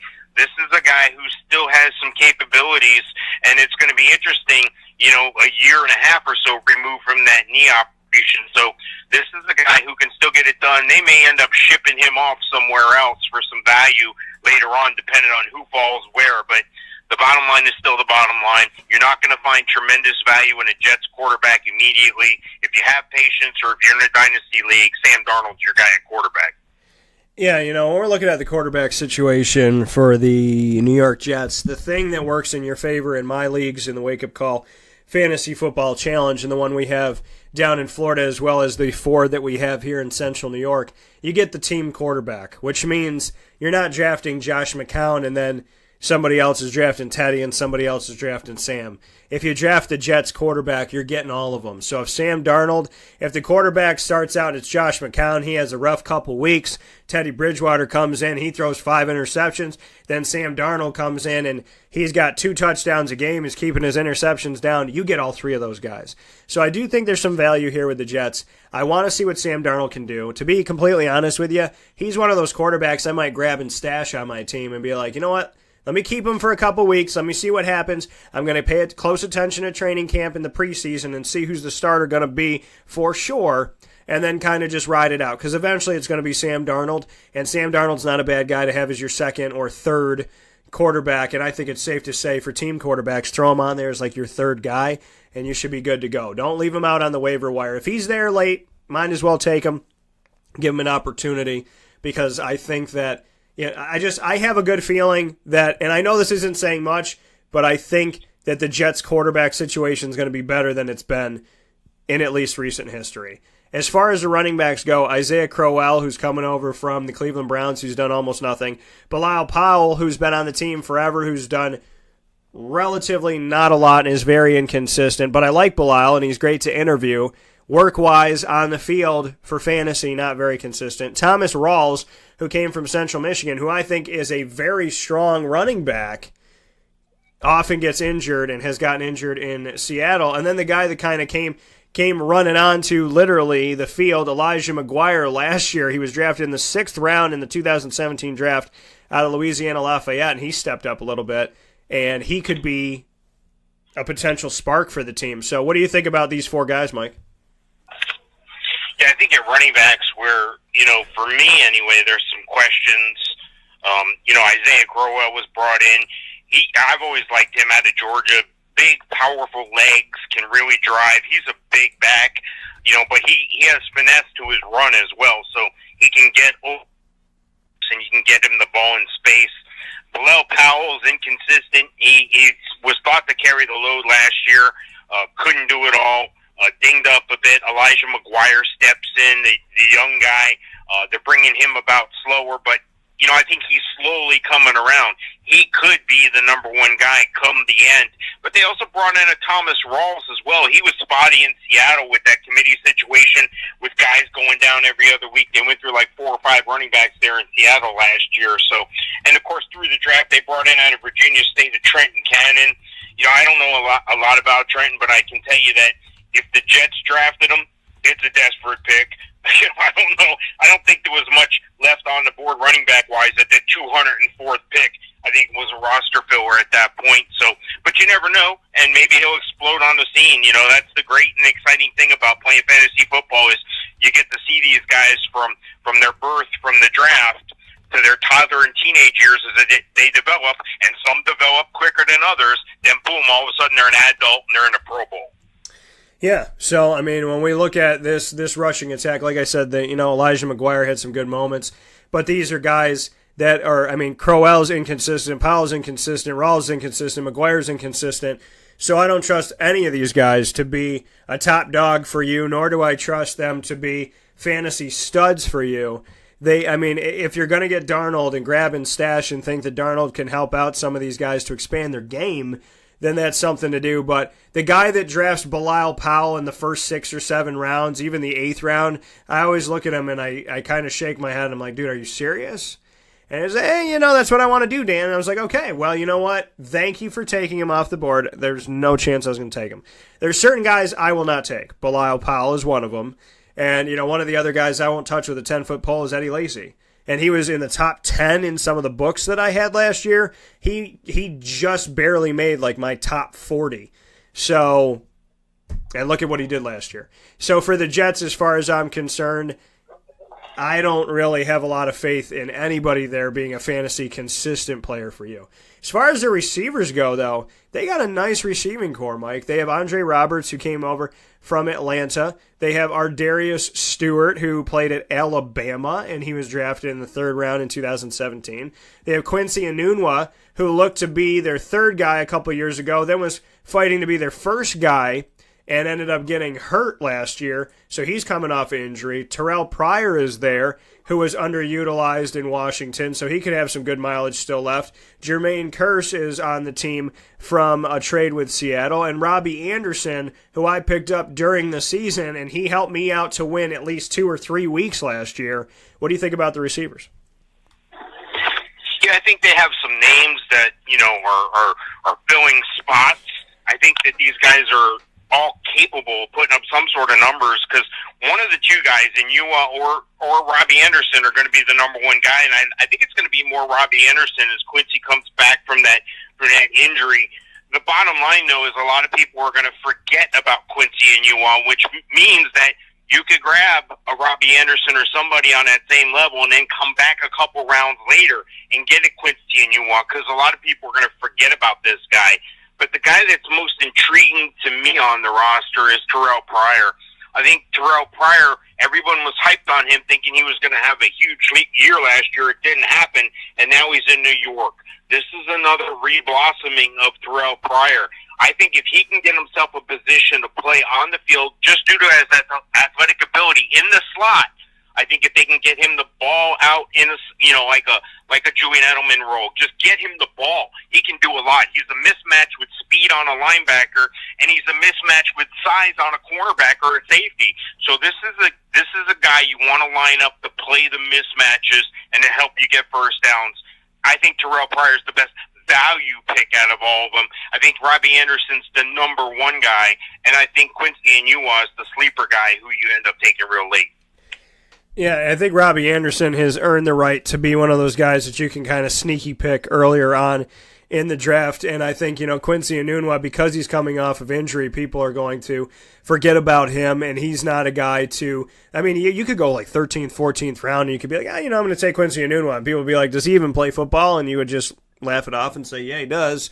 He was actually pretty good, and just let it be what it is. The people that do their research, and Mike, I don't know if you found this in drafts, but the people that do their research and know what the hell they're talking about, know what they're doing, and you know what? There is, you never know what's going to happen in a season, but there's quality and there's something to be said about doing your homework.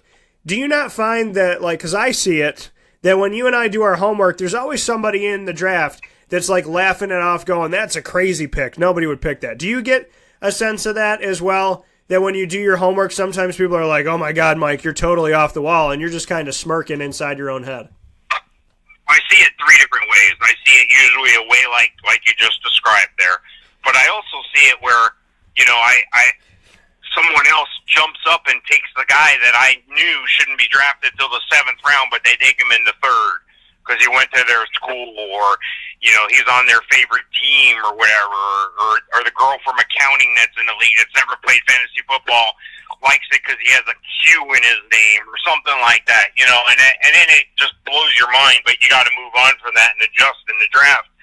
And then on the other side of it is where, I'm waiting for a guy to fall to a certain round because I know his average draft position, but I snap him up just like a half round or a round before that to make sure I get him.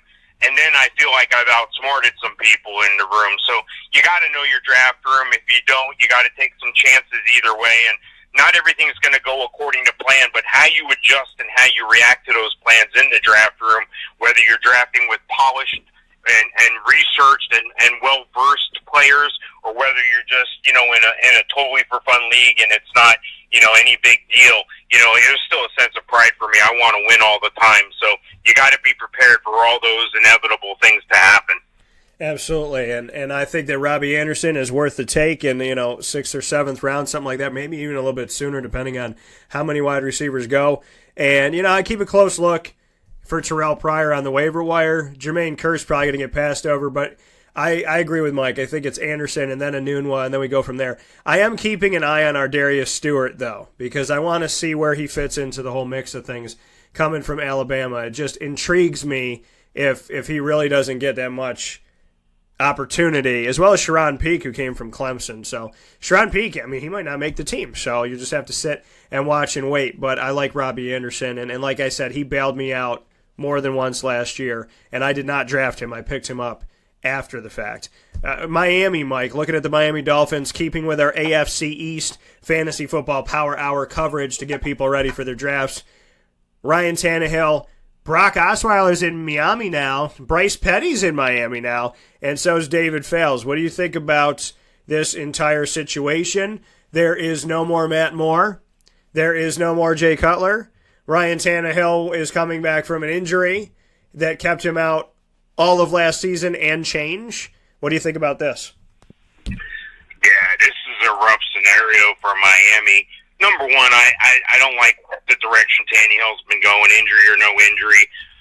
Now that they've lost Jarvis Landry, which now we're finding out later that apparently Jarvis and Tannehill weren't always on the same page on a lot of things. So, Julius Thomas is no longer on the team. He was thought to save things through the Adam Gase offense.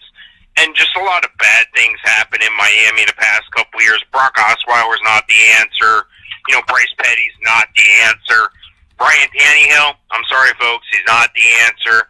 You better come with a backup plan if you're considering a Miami quarterback. And I wouldn't be surprised to see Miami add another quarterback after cuts are made. Yeah, I just, for Miami, if Tannehill gets hurt again, they're dead in the water. And like you said, with Ryan Tannehill, just what he's been doing, I never believed in him the first couple seasons. I didn't think he was. I shouldn't say I didn't believe in him. I want to reword that. I didn't think that he was a starting quarterback in the NFL, in my opinion. And then all of a sudden he got a little bit better, and I was like, oh, okay. And then he was earning some respect from me, and then he got hurt. So I'm not a huge fan of Miami in and of itself, because Miami has consistently, since the loss of Zach Thomas, Jason Taylor, they have shed everything that's good. Jay Ajayi, they just let him go win a Super Bowl, so that's good for Jay. You know, they let Jarvis Landry go. They seem to always be rebuilding on top of the rebuilding of the rebuilding year. So I'm not a big fan of the quarterback situation, and if Tannehill goes down, they're in a lot of trouble. So there we stand. I think Bryce Petty might be better than the Jets showed him to be, but I don't know if that amounts to more than, 4 or 5 wins. Kenyon Drake, Frank Gore is there now. Frank Gore is 115 years old, and he's still playing football, and I'm very proud of that. Frank Gore, Kenyon Drake, Sonoris Perry is there now. He was a free agent coming out of Louisville, so he's there. What do you think about the backfield? Because Kenyon Drake did some nice things, at least at certain points last season. Yeah, it appears they want Kenyon Drake to be the guy. They see something there, but they stole Kalen Ballage in the 4th round. You know, this is a guy who comes out of Arizona State who they thought would be the guy right behind Frank Gore. You know, Kenyon Drake's going to have every opportunity to fail here, though. I think Frank Gore was a sentimental thing, a hometown guy. So this is an opportunity for him to get some goal line touches and just run until he, pulls a hamstring or falls down in the shower from trying to get to his walker. You know, this is a situation where Frank Gore is going to be on the team. He's going to be more the locker room, the leader guy, the guy who helps bring about a Sonoris Perry and a Kalen Ballage. This is the guy who can lead a Kenyon Drake and help these guys in the running back room before a game. Yeah, I think Kenyon Drake makes some sense to put on your team as a nice backup. I think that with the questionable and the inconsistency in the passing game with Miami, that they will lean on the run a little bit more. We saw them lean on it more than I expected them to last year. So, with Kenyon Drake, I think that he's not a bad pickup for you. Frank Gore, we'll see, but Sonoris Perry, keep your eye on him because he'll probably end up after the draft just sitting out there. So that is something to look to. But Kenyon Drake, I like him as a backup. I like him as a piece of that 1-2 punch because they seemed more and more comfortable letting him have the ball last year.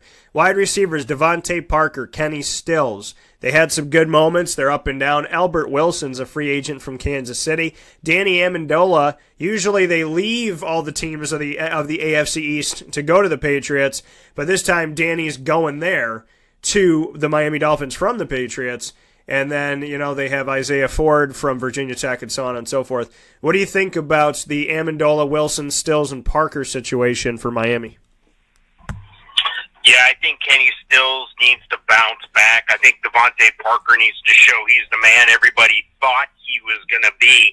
And, you just take away the guy who's who's had more receptions the past several years than anybody else in the league, and a Jarvis Landry, you're going to feel that impact. I mean, I don't think a Leonte Carew or Jakeem Grant are ready to step up. I wonder what Amendola is going to, or Albert Wilson's going to be able to do after their injury-riddled career so far. So, again, it's going to be a challenge if Parker and Stills step up. The thing I'm most excited about is it looks like they finally got a couple tight ends to help them out, going with this 2 tight end theory that a lot of teams are going with, in a Mike Gesicki and Durham Smythe. I think that Smythe is more the blocker. Gesicki's the more athletic guy.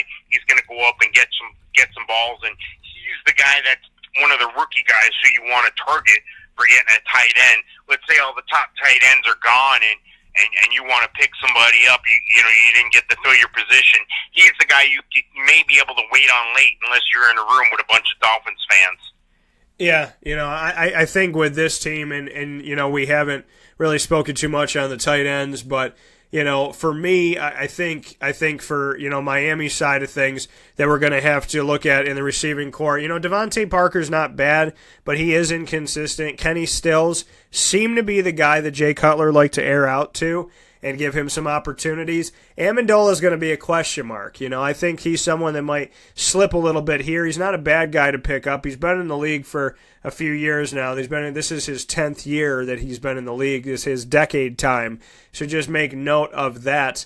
But Stills and Parker, I don't think they're bad. I don't think that they're draft worthy of top 4 rounds, but I think that at some point in the 5th or 6th round you can make a move on these guys and see where they go. As far as the tight ends, they have A.J. Derby, who came off of waivers from Denver, and Mike Gesicki from Penn State. You know, I kind of just, I look to these guys and is, you know, Mike Gesicki, so to speak, and say, okay, you know what? Do we take a flyer on this, knowing that, you know, sometimes quarterbacks will lean heavily on their tight ends, but Ryan Tannehill was not a guy to really do that. Anthony Fasano didn't make a lot of hay when he went to Miami, so that's something you have to look out for. I always look at, when I'm talking about tight ends, because I don't expect them to have 60 yards a game. I don't expect them to have a touchdown every single game. I don't expect everybody to be like Travis Kelce and Rob Gronkowski and whatnot. So when it comes to this, I'm always looking at, when a quarterback's in trouble, who is he throwing that ball to? Is he going over the middle to his tight end, or is he checking it down and going to his running back that's a couple yards away? And I don't trust Ryan Tannehill is going to lean heavily on his tight end, but it is something to watch and look out for, because I don't think that Mike Gesicki, you know, will be drafted in all the drafts that you're a part of this year. To go back to the Jets, Eric Tomlinson and Clive Walford, you know, these are other question marks as well. Clive came from waivers from Oakland in April of this year. He's most likely, more than likely, I would think him or Jordan Leggett are going to be the guys that'll get the opportunities out there for the Jets, but there's nobody there that I'm really leaning on and saying, yeah, you definitely have to go out and get them. And then a quick look at the New England Patriots, since we didn't speak on their tight end situation. I think it's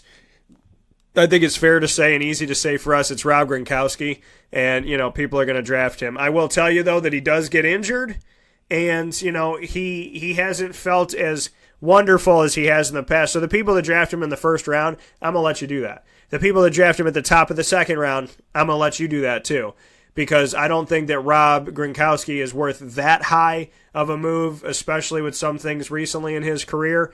But, you know, he's one of the best that's out there at tight end. Final team we're going to touch on here in the AFC East, getting you ready for your fantasy football draft inside of the Fantasy Football Power Hour with Mike Sofka of Hall of Fame FantasyFootball.com.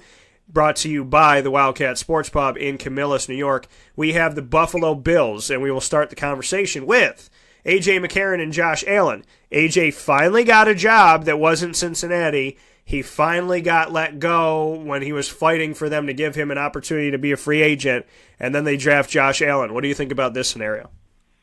Well, I think Buffalo didn't think they were going to be able to draft one of these big four quarterbacks. I didn't think they thought one of them was going to drop down far enough for them, and then the trading, the swapping of picks when they shipped Cordy Glenn to the Cincinnati, they were able to move up, and then without trading the 22 pick this year or next year's first round pick. So, here's the deal: Josh Allen hasn't been the most accurate guy at Wyoming. He had subpar, competition, and his completion rate wasn't what they thought it should be.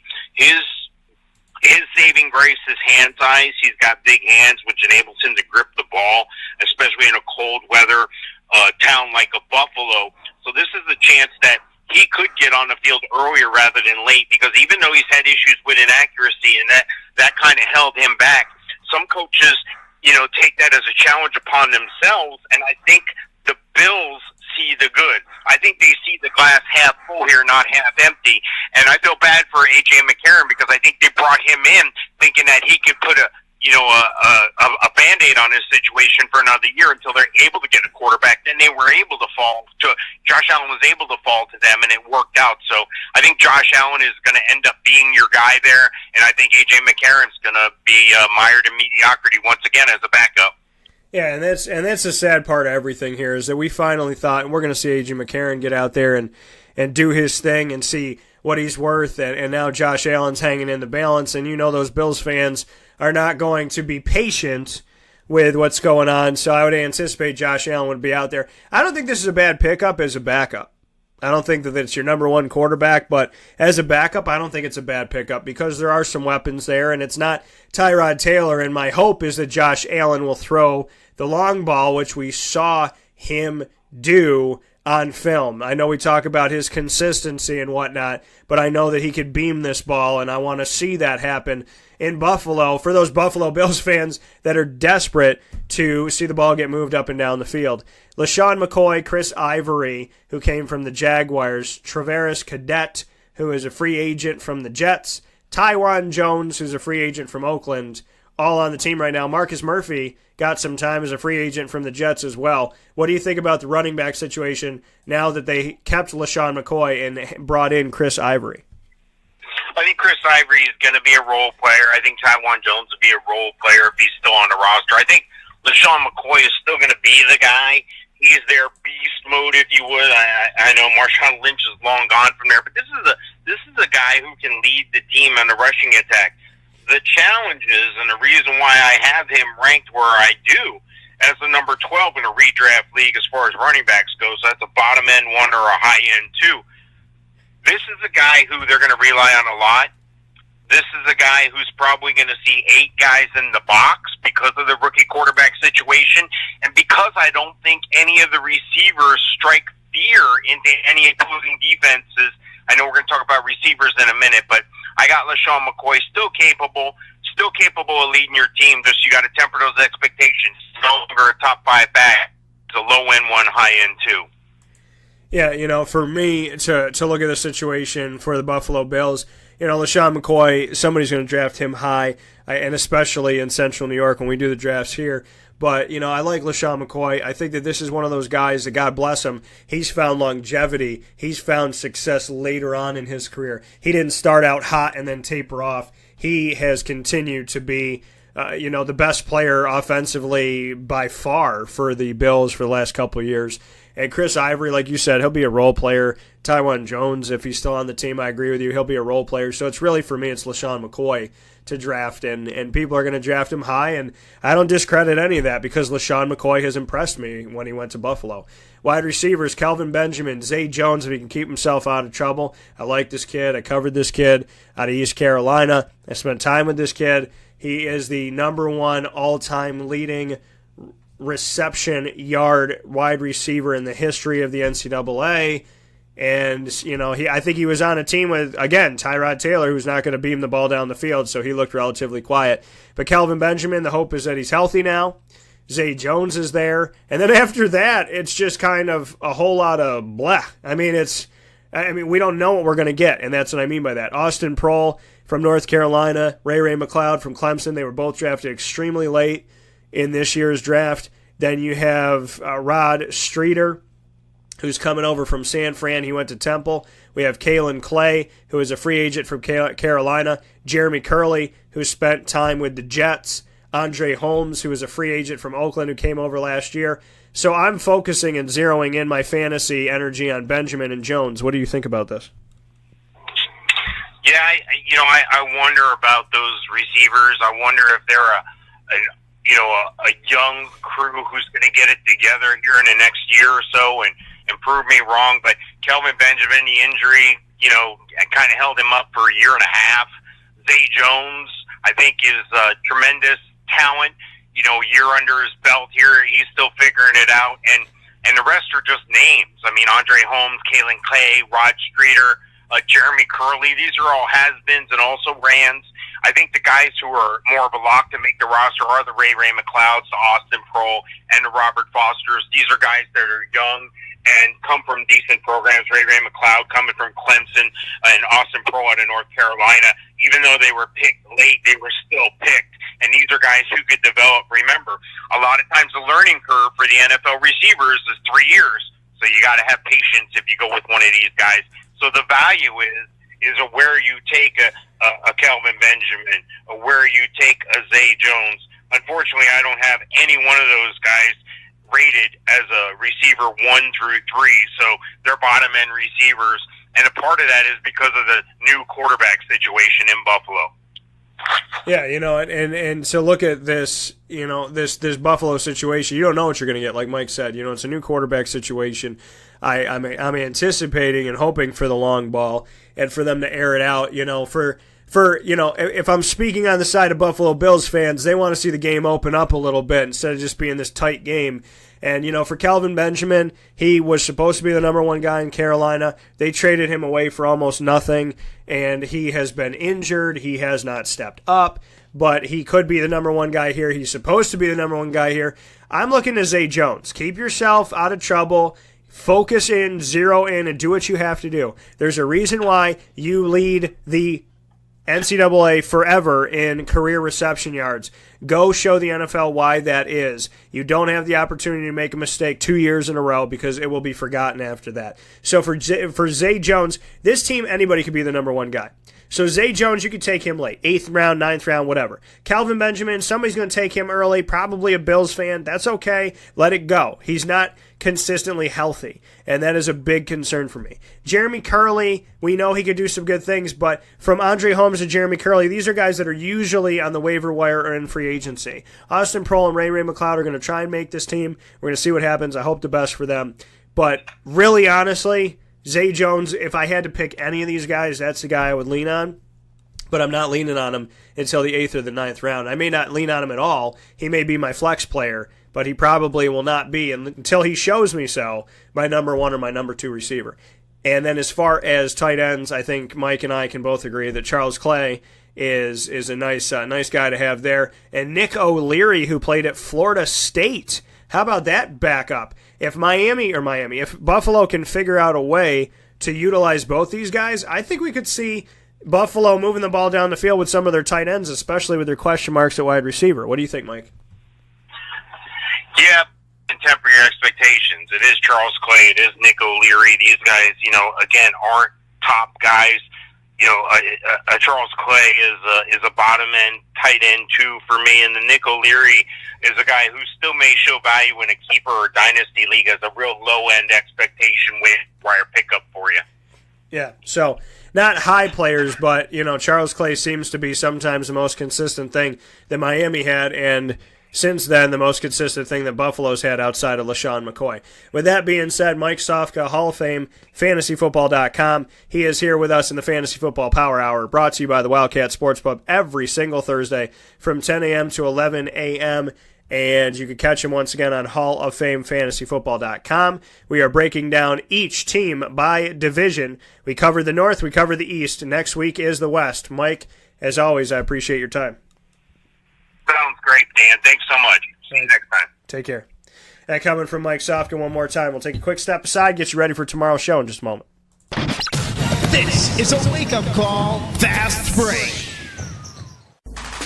The Wildcat Sports Pub in Camillus, New York is located on 3680 Milton Avenue in the Home Depot Plaza. It is your family-friendly sports bar and restaurant. Folks, some sports bars aren't family-friendly. Some family-friendly restaurants are not sports bars. The Wildcat Sports Pub in Camillus, New York is proud to be both. It is that marriage that you've been looking for years. The Wildcat Sports Pub is your home base for your sports bar and restaurant needs, games for the kids, indoor and outdoor activities, and enough things on the menu to come back every single week and get to try something new. They're open Sundays from noon to 8 p.m., Monday through Wednesday, 11 a.m. to 11 p.m., and Thursday through Saturday from 11 a.m. to midnight. For reservations and party information, call 315-487-2222 for the Wildcat family-friendly sports pub and restaurant.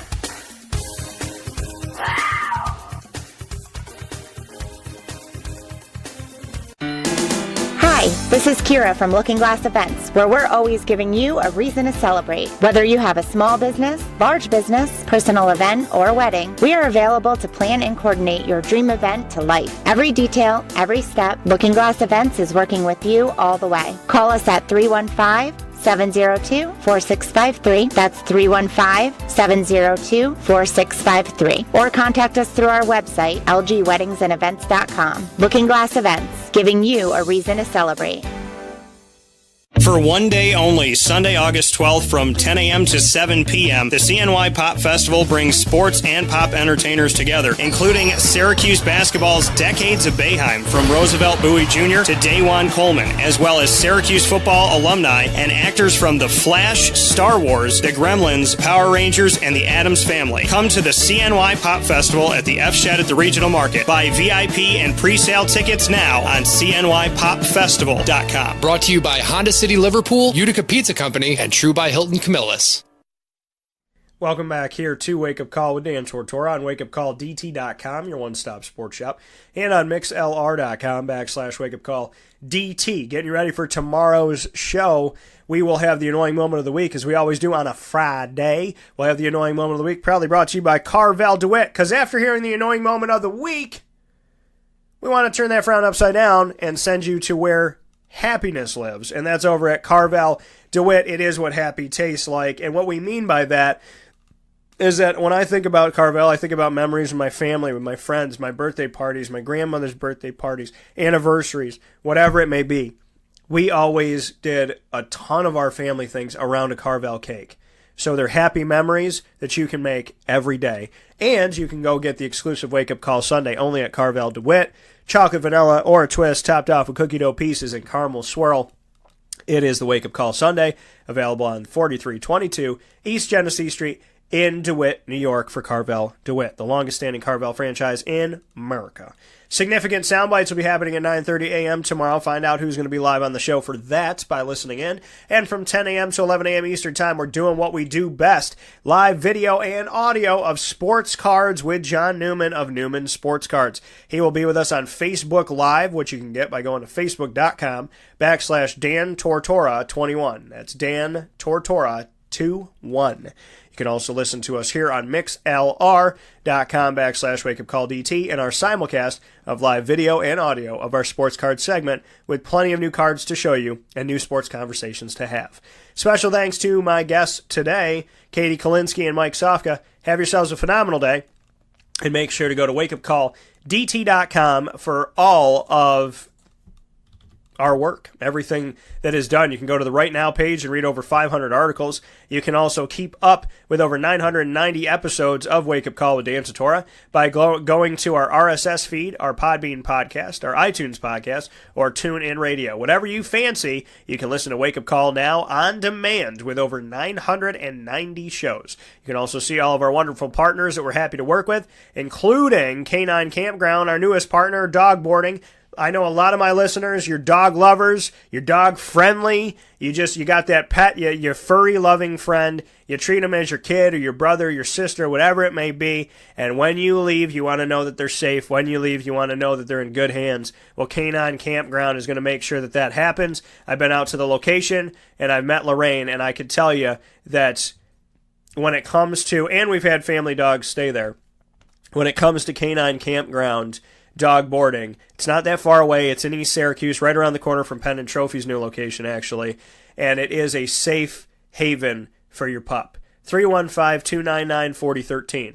It's 315-299-4013. Give them a call and have them take care of your little one, or big one, whatever size your dog is, when you're out of town. Canine Campground dog boarding. 315-299-4013. I will talk with you tomorrow. Appreciate y'all. Much love and respect. Have yourselves a phenomenal day. And buy your tickets to the CNY Pop Festival at cnypopfestival.com. Yeah, you. I'm talking to you. I'll talk to you soon.